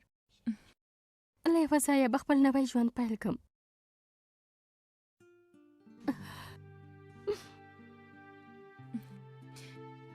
زه د جرأت ته حیرانه پاتې یم، ډېره قوي. کاشکې چې زه هم ستا غوندې وی ګرانې. داسې مه وایه، ته یوه ډېره قوي نجلۍ یې. پوهېږې چنار په ما باندې ډېر زیات ګران دی. سمه ده چې اوس خفه دی. یو ډېر پاک زړه لري. توبرک تا ډېر ښه فکر کړی دی. ټول په دې باندې پوهېږي چې ته به خوشحاله یې. هېڅوک هم نه غواړي چې ته له دې ځایه لاړه شې ګرانې. کیدای شي په دې کې به هم ستا خیر وي ګرانې. کیدای شي ژوند دې خوشحاله شي، خو بیا هم زه نه غواړم چې له دې ځایه لاړه شي. کله که یو انسان هم نه غواړي، نو بیا هم کومه چاره نه لري. انشاءالله چې ته به ډېره خوشحاله واوسې. دا زمانه د یو یادګار په توګه ومانه ګرانې. توبرک تا په ما باندې ډېر لوی احسان کړی دی. که یې ومنې نو ډېره به خوشحاله شم.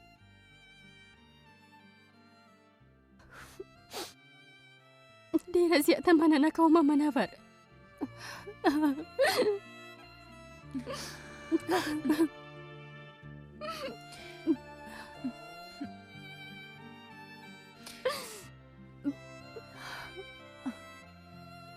زه نو راځم،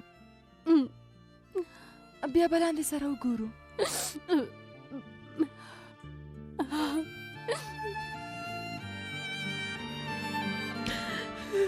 هغوی کله د یو بل سره وغږېدل؟ زه خو هېڅ په دې خبره پوه نه شم. دا څه حال دی؟ او خدایه، باور وکړه زه هم ډېره حیرانه شوې یم میرمن شریفې. خو زه باید یوه خبره درته وکړم. باور وکړه چې ستا لورګانې ډېرې ښې تالې لري میرمن شریفې. ښه وګوره چې د دواړو قسمتونه په یو وخت کې خلاص شو. باور وکړئ میرمن حمیدې، زه د دې قسمت او تقدیر نه هېڅ خبره نه وم. میرمن شریفې، تاسو هېڅ اندېښنه مه کوئ. د الګاز کورنۍ د ډېر پخوانه زموږ د کورنۍ سره تګ و راتګ درلوده، او یوه ډېره ښه او باقدر شناسه کورنۍ. نو زه فکر نه کوم چې توبرک به د هغې کورنۍ د لاسه وځورېږي. انشاءالله چې همداسې یې یولمز خانه. تاسو خوشې ځان خفه کوئ میرمن شریف. توبرک پخپله یوه ډېره مهربانه او قدردانه نجلۍ ده. او څنګه چې یولمز خان وویل، هغه یوې ډېرې ښې کورنۍ ته ورځي. انشاءالله چې همداسې به وي. که رښتیا ووایم، زما ټوله اندېښنه خو د روزګار په اړه ده. تاسو اندېښنه مه کوئ میرمنې. خیر چې داسې د واده به زر وکړو، نو بیا به هوا په توران باندې پام کوي. بله ده چې زموږ زوم یو ماشوم لري، یعنې د توپرک لور. هغه درته ښیي میرمن حمیدې. دا رقم به ټول خپلو هیلو ته ورسیږي.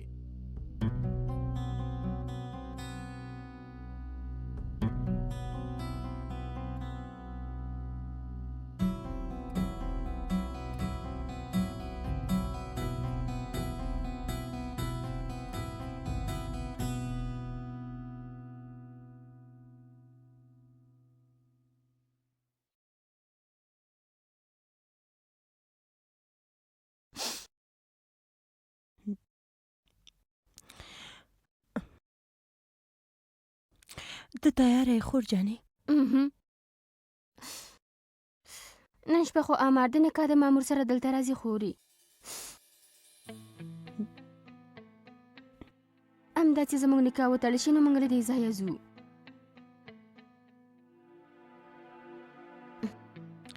ته خو په دې پرېکړه کې دې ډېره جدي ښکارې.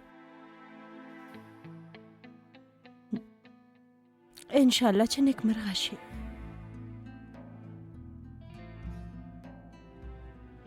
انشاءالله چې دا معامله به زموږ ټولو لپاره ګټوره وي.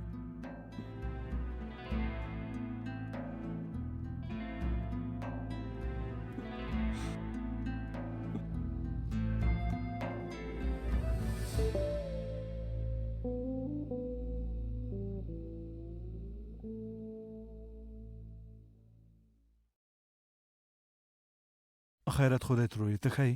نه زویه، هېڅ ښه نه یم. ولې د توپرک لپاره خفه نه یې؟ ټوله شپه کې مې یو ځل هم سترګې نه دي پټې شوي. ما په دې اړه فکر کوه چې څنګه کولی شم د دې نجلۍ مخه ونیسم. زه مور سره وغږېدلم، اخو هغې خپله پرېکړه نیولې ده. موږ څه کولی شو؟ داسې خو ورته لاس تر زنه نه شو کېناستلی. هم داسې نه ده یوسف خانه. ترورې هغه د چنار سره غږېدلې ده که نه، دا پرېکړه نیولې. وروسته له نکانم غواړي چې له دې ځایه لاړه شي. ښه نو ستا په نظر زما توپرک د چنار له کورنۍ سره اړیکه تړلې ده که نه؟ هلته به خوشحاله یي او که نه زویه؟ ښه ده ښه ده. اوهو چنار یو ښه هلک ده، هغه مه خفه کوه. اوس توپرک چیرته ده؟ په خپله کوټه کې د خورې راغلې ده.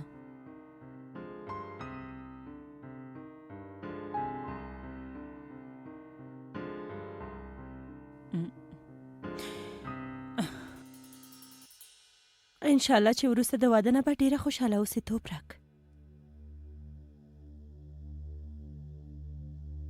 د عمار په اړه مې پوښتنه وکړه، ویلې چې یو ډېر ښه هلک دی. له بده مرغه چې ستاسې تقدیر هم یو بل ته ورته دی. کیدای شي داسې یو ورځ راشي چې یو بل سره مینه ولرئ.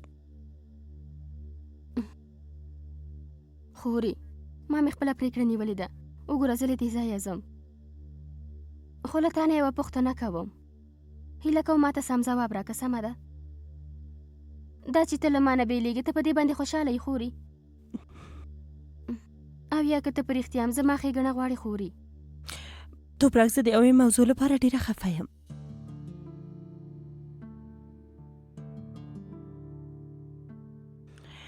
تېره شپه خو مې خپلې ټولې خبرې درته وکړې.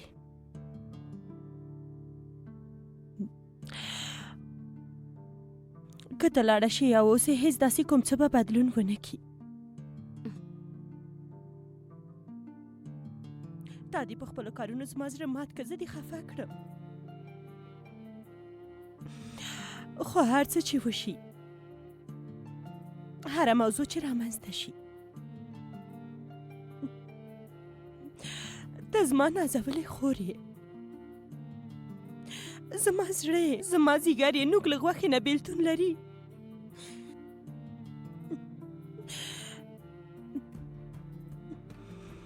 د وخت په تېرېدو سره ټپونه جوړېږي. هغه کوم څه چې رامنځته شوي هغه له منځه ځي. که سبا ورځ په تاسې کېږي، زه به لومړی جلۍ یم چې ستا لپاره به دردېږم.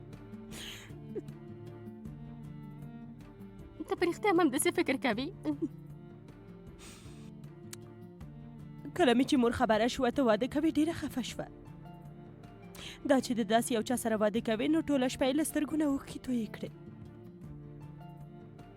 ډېر یې راته وویل چې له تا سره وغږېږم. اوس نو هیله کوم لاندې لاړه شه، د مور سره مې وغږېږه. ورشه ورته ووایه چې دا دې خپل تصمیم دی، تر څو یې زړه بېغمه شي.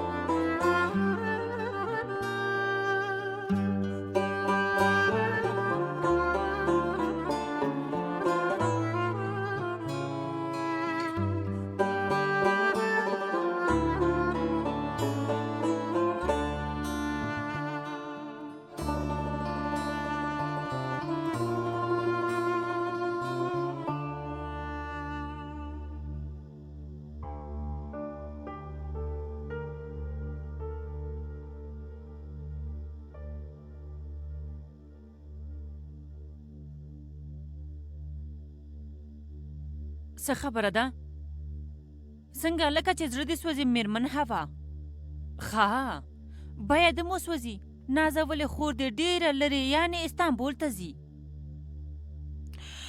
داسې به زموږ ټولو لپاره ښه وي ترورې ډېر په زړه پورې ده که نه تا د خپلو ګټو لپاره د یو غریب انسان ژوند تباه کړی که نه بیا ته دې ته وګوره چې په هغې باندې د ځان نم ډېره ګرانه یې تا څنګه وکولی شو چې دا هر څه له نظره وغورځوې په داسې حال کې چې هغه غریبه ده داسې یو چا سره واده کوي چې نه یې پېژنې له دې ځای نه ځي خو نه پوهېږم چې ته څنګه کولی شې د یوسف سره خپله خوشحالي ولمانځې ته څه رقم خوري ته دې ته وګوره څوک راغلی ماته د حقوقو په اړه سبق راکوي میرمن سلطانې ته د اول خپلو ګناهو په اړه فکر وکړه چې ترسره کړي دي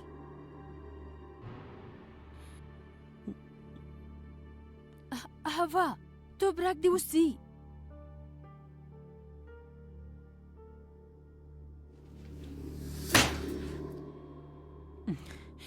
سلطانې دا جلۍ له تا نه بدتره ده له تا نه بدتره نور د نو خدای د دې جلۍ غمه وخوري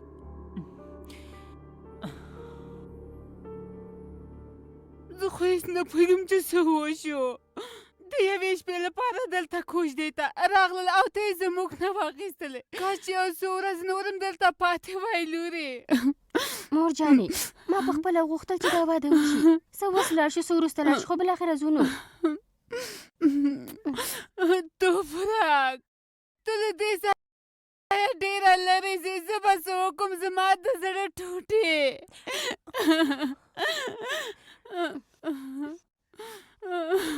هیله کوم مورې دا خبرې مه کوه ماله دا چې زه خو د لیدو ته راځم که نه تاسې به هم زما لیدو ته راځئ توپرک لورې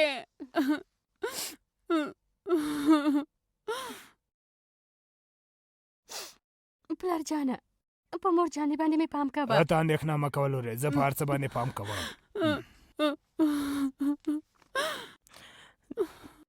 توپرک جانې تل خوشحاله اوسې لوري خدای دې تل د غمه لرې وساته تل خوشحاله اوسې تل د نورو سره تفاهم وکړه په خیر لاړه شي خدای دې له تاسو نه راضي وي میرمن حمیدي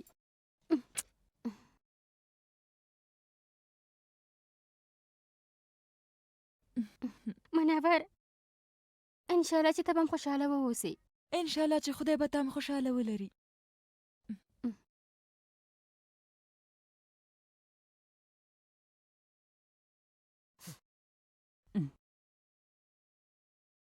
ترور جانې هیله کوم داسې مه ژاړئ تاسې غواړئ ما په اوښکو له دې ځای نه رخصت کړئ ترور دې درنه زار شي توپرک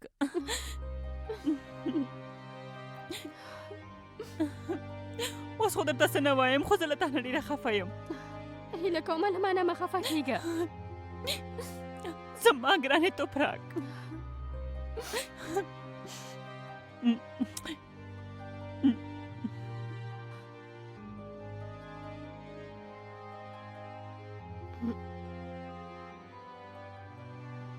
یوسف خانه د هر څه نه ډېره زیاته مننه کوم که زه وم غواړم کوم څه دي چې زما لپاره کړي دي ستا حق نشم ادا کولی ژوندی وسي که تاسو ما سره مرسته نه وای کړې نو زه به د نازلې سره یو ځای مړه شوې وم خو ته راته یو نوی ژوند را په برخه که او تا راته نوې هیلې م راوبخلې حق دې راته راوبخه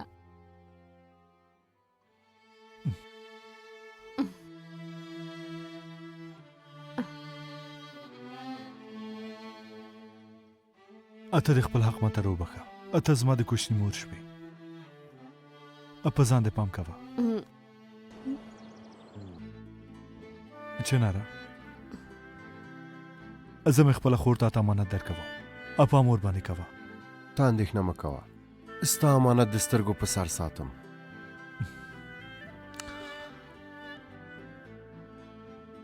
فکر مه کوه چې هلته به یوازې پاتې شي زه د هوا سره هلته درځم سمه ده دا هوا چیرته ده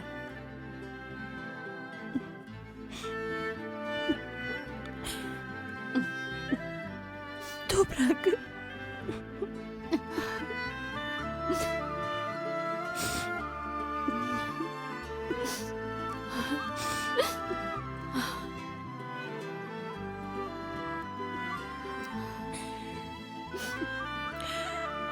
انشاءالله چې خدای دې خوشحاله ولره خور جانې. هر څه به ستا له خوښې سره سم مخې ته لاړ شي.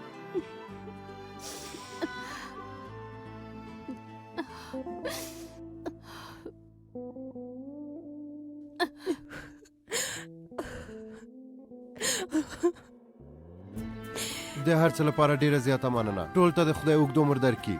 په استانبول کې مو په تمه یم. خوشحاله سفر درته غواړم وروره.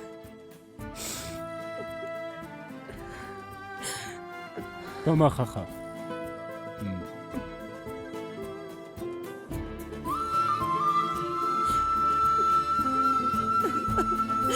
توپرک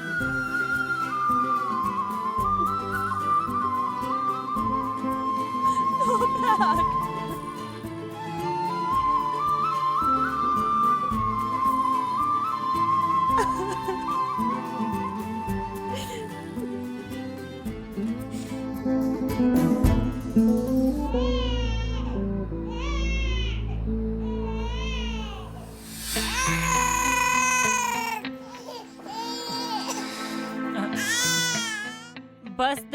بس دی کنه ګرانه، بس د آرامه اوسه. یو څو شېبې آرامه اوسه چې خوب دې ویسي. هله نو زویه، نه پخپله ویده کېږي او نه ما خوب ته پرېږدې زویه.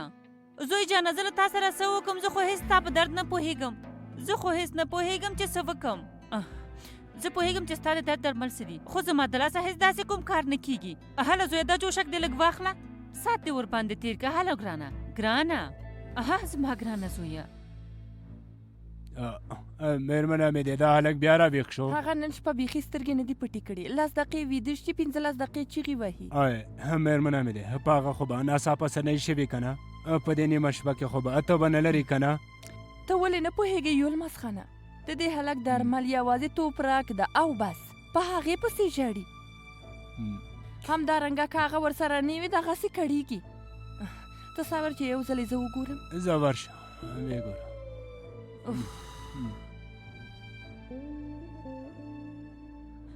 لږ ساه واخله زویه، ساه واخله. او خوري توران بیا راویښ شو. د خو خپلې سترګې هېڅ نه دي پټې کړي. ماشاءالله ستا سترګې خو مې هېڅ نه خلاصېږي. کور په بل مخ واوښت، ملکه اوس د خوب نه راپاڅېده. خوري ستا په مغزو کې څه فکرونه ګرځي؟ زه کله ویده ومه؟ ډېره بخښنه غواړم مېرمن پنار، ته مې د خوب نه وویستې، خو څه وکم نو مجبوره یم که نه. ما ته وګوره، داسې مې مخې ته مه درېږه. زه لاړه شه، د شیدې ورته تیارې کړه. هله نو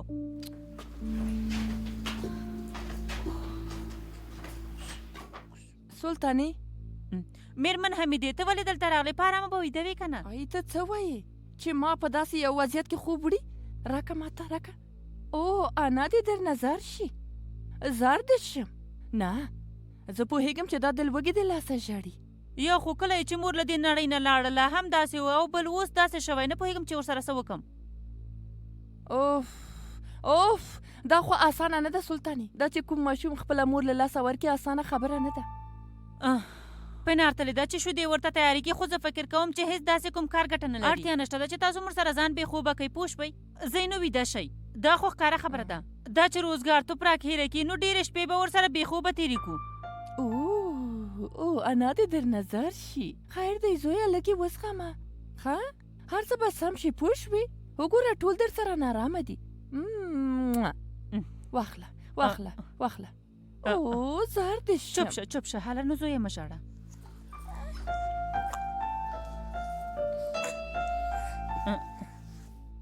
څه شوي دي مورې؟ هغه ولې ژاړي؟ زویه نوی د مور نه لرې شوی دی، خو زر به عادت شي. ته اندېښنه مه کوه. هله نو ګرانه، زه لاړ شه ویده شه. خو مورې زه باید هغه یو ځل وګورم. ښه سمه ده، ورشه. توبرک، پرته له دې چې د چا په اړه فکر وکړې، هر څه دې پرېښودل، له دې ځایه لاړې. خو خیر ستا ګناه هم نه ده. هغه چاته چې خور وایي همغې ستا خوبونه له منځه یې وړل او ته یې وسوځولې. هغه ستا خور نه بلکې یو خامار ده. په یوه شیبه کې جلۍ د هر څه نه بېزاره شوه.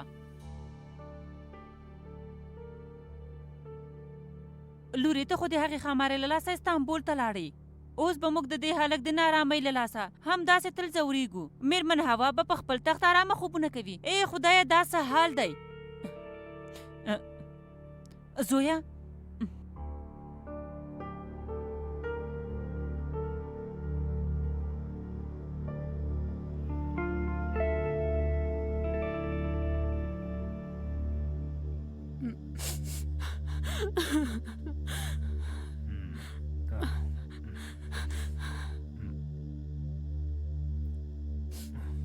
ته د هغې وخت نه تر اوسه ژاړې څنګه لکه چې عقل دې له لاسه ورکړې خلک به وایي چې لور دې مړه شوې ده خو توپراک واده کړی دی هغه جلۍ اوس د جنجالونو نه خلاصه شوه د یوې ناوې په څېر هغې کور ته لاړه نور نو غلی شه ته همداسې ژاړه خو که توپراک یو ځلې هلته عادت شي که نه نو زه و ته به ورنه هېر شو بیا به وګورې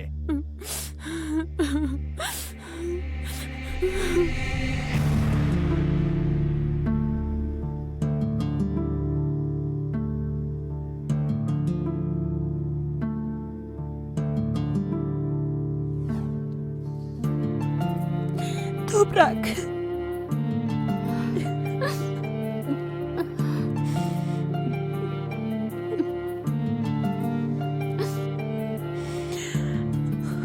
انشاءالله چې خوشحاله ژوند به ولري خور جانې هر څه به ستا د خوښ سره سم مخې ته ځي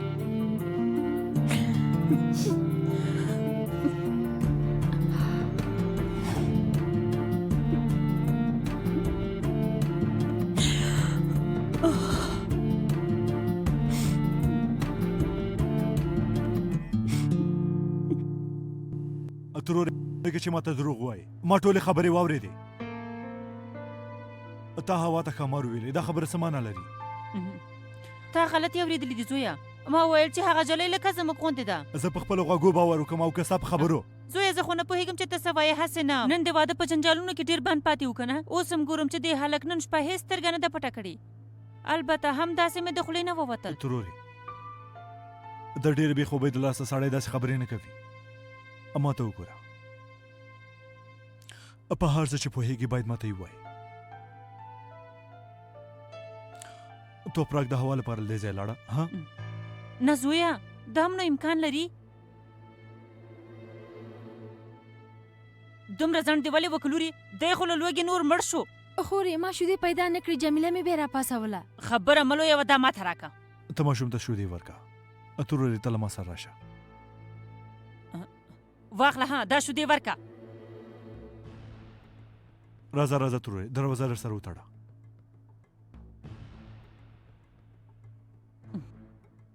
ووایه ترورې زه دې خبرو ته غوږ نیسم زویا څه درته ووایم درته مې وویل که نه دا چې فکر مې ډېر پریشانه و نو پوه نه شوم چې د خولې نه مې څه خبرې ووتلې زویا هوا د توپراک لپاره له ځان نه تېرېږي ان نه غواړي چې د سترګو نه یې لرې لاړه شي بیا هوا ولې وغواړي چې هغه له دې ځای نه لاړه شي سمه ده خو زه هم غواړم په همدې پوه شم ترورې هڅه مه کوه چې ما وغولوې ما ستا خبرې واورېدې هغه ټولې خبرې چې هوا توپراک ته کړي ټولې راته وکړه رښتیا وایي مې هېڅ داسې کوم څه نشته که یې ویلي زه خبره نه یم که خبره موسم له تا نه یې نه پټوم ترورې تا ونه ویل چې د توپراک سره وغږېدې ځکه هغه غواړي له دې ځای لاړ شي همداسې ده که نه تا هوا ته هم دا خبرې کولې که نه ترورې ښه نو البته کله چې توپراک په دومره بیړه ورخطا یې پرېکړه ونیوله نو ټول ډېر ورخطا شوو دا چې اوس ته غواړې د دې خبرې په اصلي مطلب پوه شې که نه زویه هره خبره چې اورې غلط مفهوم ترې اخلي که کومه خبره یې زه یې له تا نه پټوم زویه هرومرو درته وایم هېڅکله یې له تا نه پټوم ما خو پېژنې چې کومه خبره مې په زړه کې نه پاتې کېږي توبه توبه اوس همداسې سلطانې خورې روزګار خو ویده شو خو کالي بالکل لامده خیشتې دي زه خو وایم چې باید کالي بدل کړو څنګه ته نشې کولی په یوازې دا کار وکړي زه در سره مرسته کوم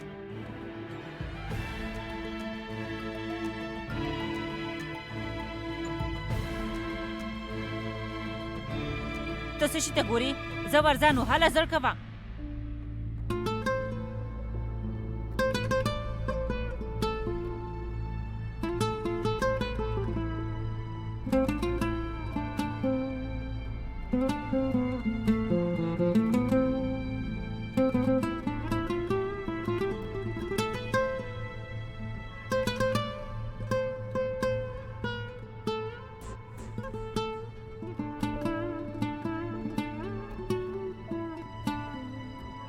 که اوس لاړه شي او یا مو اوس هېڅ هم بدلون نه کوي پوه شوې توپراک تا دې په خپلو کارونو زما زړه مات که سخته دې خفه کړم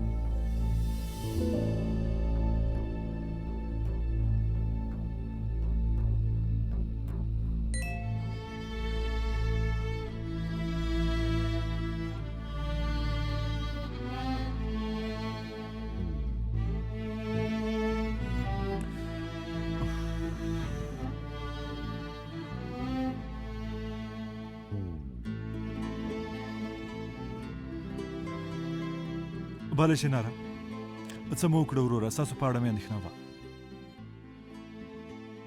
ښه وشو چې په خیر ورسېدی هو رښتیا توپرک څنګه ده کولی شم سره وغږېږم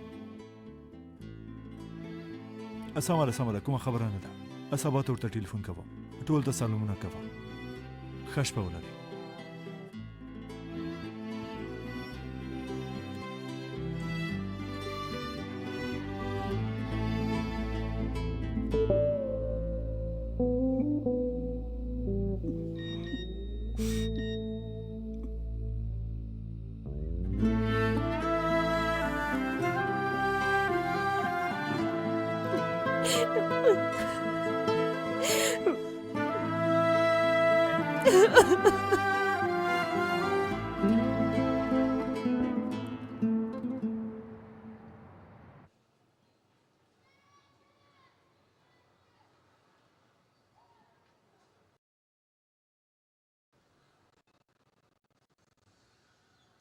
سهار په خیر زویه. سهار په خیر د تره ښځې.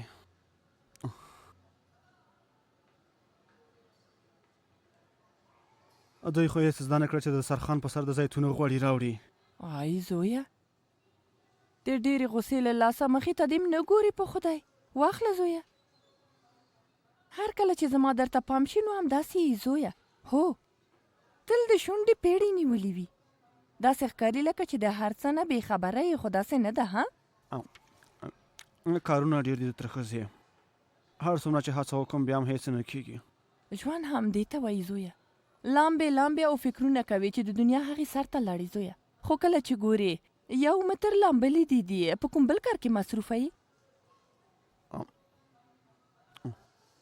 او یا که ستا ستونزه هماغه د اتحادیې کارونه دي، همداسې ده زویه؟ نه، د هغې کارونه خلاص دي، ډېر زر د هغې اتحادیې کارونه هم پای ته رسوو د تره ښځې. ښه، څومره ښه په خدای. تا غوښتل یو څوک په کارو کې در سره مرسته وکړي، بیا دې څه وکړل؟ تر اوسه مې داسې یو څوک نه دي پیدا کړي. ښه، نو د بادې موضوع څنګه شوه زویه؟ باده؟ اوف محمده، درته مې ویلي وو که نه چې د ښاغلي جلال لور ده، یوه تحصیل کرده نجلۍ ده، ما خو درته ویلي وو که نه، ډېره به دې په درد خوري. اوس مې را په یاد شوه، هغه جلۍ مې تر اوسه نه ده لیدلې، ډېره بښنه غواړم، هېر شوې مې وه. زویه په دې خبره کې بښنه نشته، ځکه چې زه خو ستا ښېګڼه غواړم زویه. هغه جلۍ د هېواد نه بهر خپله مستري اخیستې ده، په 3 ژبو ډېره ښه بلده ده، د دفتر په کارو کې هم ډېره ښه پوهېږي. نور نو څه غواړې زویه؟ جمیلې ولې د زحمت وایسته؟ ما خپل چای څښلی و. بله دا چې د هغې غریبو سره مو زیاتی کړی. هو هغې غوښتل له تا سره کار وکړي، که چیرې هغې جلۍ غوښتل چې له تا سره کار وکړي، خو بیا تله که نه هلته یې کار کوو. سمه ده د تره ښځې، کله چې زه کمپنۍ ته لاړم سکرترې ته مې وایم چې هغه جلۍ راوغواړي. نه کېږي، همدا چې له دروازې ووځې نو دا خبره به هېره کړي. زه په خپله بادې ته ټلیفون کوم، وروسته له غرمې به یو بل وګورو. زه پوهېږم چې ستا کار به یم ارومرو خوښ شي. سهار په خیر. سهار په خیر کاکا جانه. سهار په خیر. کېنه کېنه چې انجونې درته یوه پیاله چای راوړي. جمیلې د کوچني خانقاه خو بیخي چوپ شو، کېدای شي خوب وړی. ته څه وایې یولمز خانه؟ هغه هېڅ نه دی ویده شوی، غریب تر سهاره یې چیغې وهلې، کېدای شي اوس به یې خوب کړی وي. خدای نه شکر، باوره که دومره وژړل چې زما یې سر را په درد کړ، ورېندارې تر سهاره خوب نه دی کړی. که په دې ورځو کې ویده شي او که ویده نه شي ستا سر خو هرومرو په درد وي که نه، خو نه پوهېږم، یا کېدای شي ډېر خورې او یا هم څکې، کېدای شي د همدې لپاره. د همدې لپاره حسن جانه تا باید یو ډاکټر ته بوزم چې معاینه دې کړي.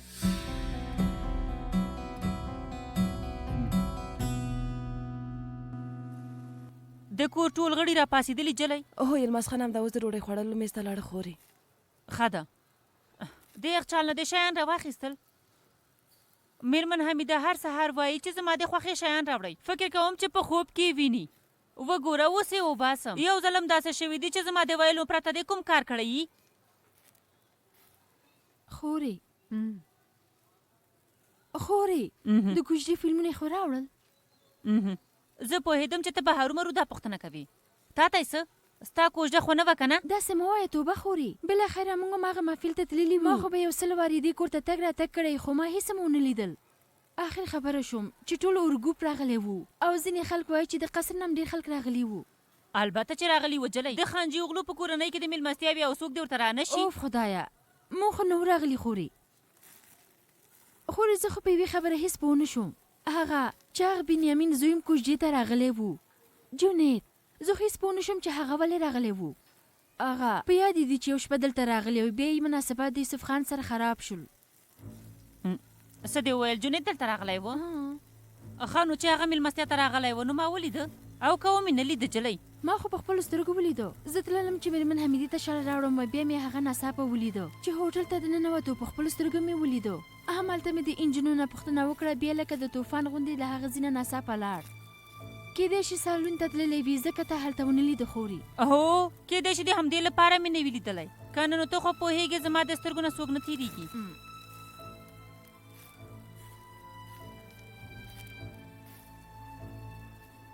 ترورې ووایه زویه. کولی شي یو څو شېبې د باندې لاړه شي؟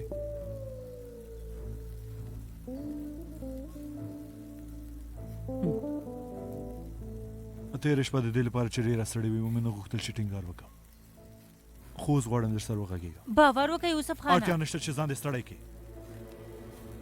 موږ دواړه پوهېږو چې د توپراک زړه مات شوی دی. ولې یې ناڅاپه واده وکړه ها؟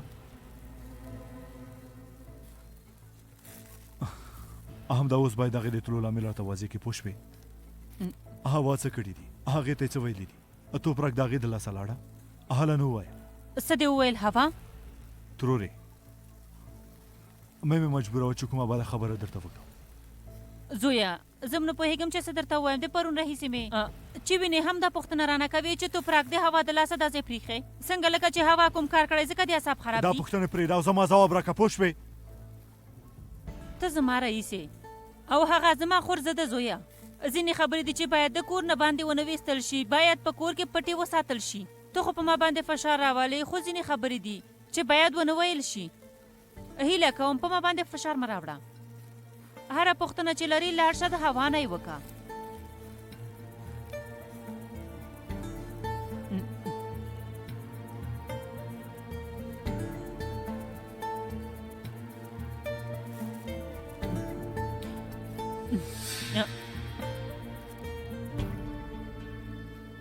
توبه خدایا سلطانې بیا څه شوي دي؟ ولې په دې شین سهار کې هر څوک دروازه ټکوي ته وروځي؟ هېڅ هم نشته د مېرمنې هېڅ هم نه. زه خو باید یوه خبره درته وکړم. دننه لاړه شه چې څوک یې وانه وري. راځه. څه شوي دي سلطانې؟ راځه مېرمنې راځه. آی څه شوي دي د خدای لپاره سلطانې دا کارونه دې څه معنی لري؟ مېرمنې دا چې توپراک لاړه په اصلي دلیل یې اوس پوه شوم. د توپراک د تلو اصلي لامل څه دی؟ هغې جلۍ ستا د ناوې د لاسه دا کور پرېښی دی. یعنې د هوا لپاره؟ هیله کوم نورې دا خبرې بس که. هغه ولې باید خپله خور له دې ځایه وباسي ها؟ ځکه چې هغه کوم درناوی چې یوسف د هغې خور ته لري بخیلي ورته راغلې. مېرمنې ما مې په خپلو سترګو د هغې جلۍ ټول کارونه ولیدل. او همدارنګه کله چې خبره شوه یوسف خان د توپراک په نوم دوکان ورکړ نو بیا یې خپل مدیریت پیل کړ. یوسف خان تل د توپراک د هر کار نه ملاتړ کړی دی. توپراک هم هغه ته ډېر درناوی درلوده. دا ته څه وایي؟ هغه ځان د زوی احسانمن بولي. هغه هم د خپلو احسانونو لپاره. توپراک دومره هم یوسف ته نه ده نږدې شوي. نو ته هم هر څه چې په خوله راشي وایي. زما یوسف داسې یو هلک نه دی. مېرمنې په داسې خبرو خو یوازې موږ او تاسو باور کوو. خو هغه جلۍ ستاسو دې خبرو نه ډېره هوښیاره ده. تاسو ولې نه غواړئ چې په دې خبره پوه شئ؟ هغه پرته له دې چې کوم خطر په غاړه واخلي او مخکې له دې چې خپله پښه د خانجي غلو په کورنۍ کې کېږدي توپراک یې واده کولو ته مجبوره کړه او استانبول ته یې ولېږله. خانو ته له دې خبرو نه څنګه خبره شوې؟ هغه دواړه زما په غېږ کې لویې شوي دي. زه ډېره ښه پوهېږم چې د هغوی په فکر کې څه ګرځي. یعنې ته غواړې دا ووایي چې توپراک د هوا لپاره له دې ځایه تللې ده؟ هو همداسې ده. سم فکر وکړئ پوه شوئ مېرمنې، د یوې ورځې په ترڅ کې طلاق واخیسته، بیا د همغې ورځې په سبا یې واده وکړ، پرته له دې چې نور څه وشي د دې ټولو پیښو لامل کیدی شي. یوسف له دې خبرو نه خبر دی؟ نه، خو لږ پوه شوی دی. په هر ځای کې چې ما وګوري رانه پوښتنه کوي چې توپراک ولې له دې ځای نه لاړه، د هوا لپاره خو نه ده تللی. زه مې ځان تېر باسم او ځواب نه ورکوم. خو ولې ورته نه وایي؟ اوس چې په دې خبره پوهېږي ورته ووایه چې هغه هم پوه شي. راتلونکې مېرمنه ده، فکر کوي چې ته ښه فکر لرې، باید په دې خبره پوه شي. مېرمنې، که ما ورته د هوا نوم اخیستی وی بیا هرومرو ورنه یې دفاع کوله، په هغه څه چې پوه شوي وی باید پوه شي. وای افسوس د توپراک خوارکي په حال. هغه جلۍ هم وفاداره ده او هم جفاکاره. آی خدایا دا موږ د څه رقم جلۍ سره په جنجال کې بند شو؟ د خپلې ګټې لپاره سکه خور له منځه وړي، دا نو څه رقم خور ده؟ زه درته یوه خبره کوم سلطانې، په خدای چې رښتیا وایم، که یوسف زما خواته راغلی وای او راته ویلي وای چې مور جانې همدا جلۍ توپراک ستا ناوې ده، ما یوه خبره هم نه کوله. که ما خبره کړې وای زه به بی‌شرفه وای، زر مې منله. از رفتار او بسیار خوشم می آمد. با اخلاق بود، با ادب بود، گپ زدن خودم می فهمید. بیبی حتی مادر توران تعیینش کرده بودم. یوسف هم به او زیاد توجه داشت. از این که زیاد دیگه چی می خواستم؟ خوب است. سلطانه تو را چی شد؟ سلطانه کدام گپ نیست خانم. دیشب نخوابیدیم، از دیروز تا حال غذا نخوردیم. شاید تاثیراتمو باشه. اگه میخوایی با دکتر زنگ بزنم؟ نه خانم حمیده.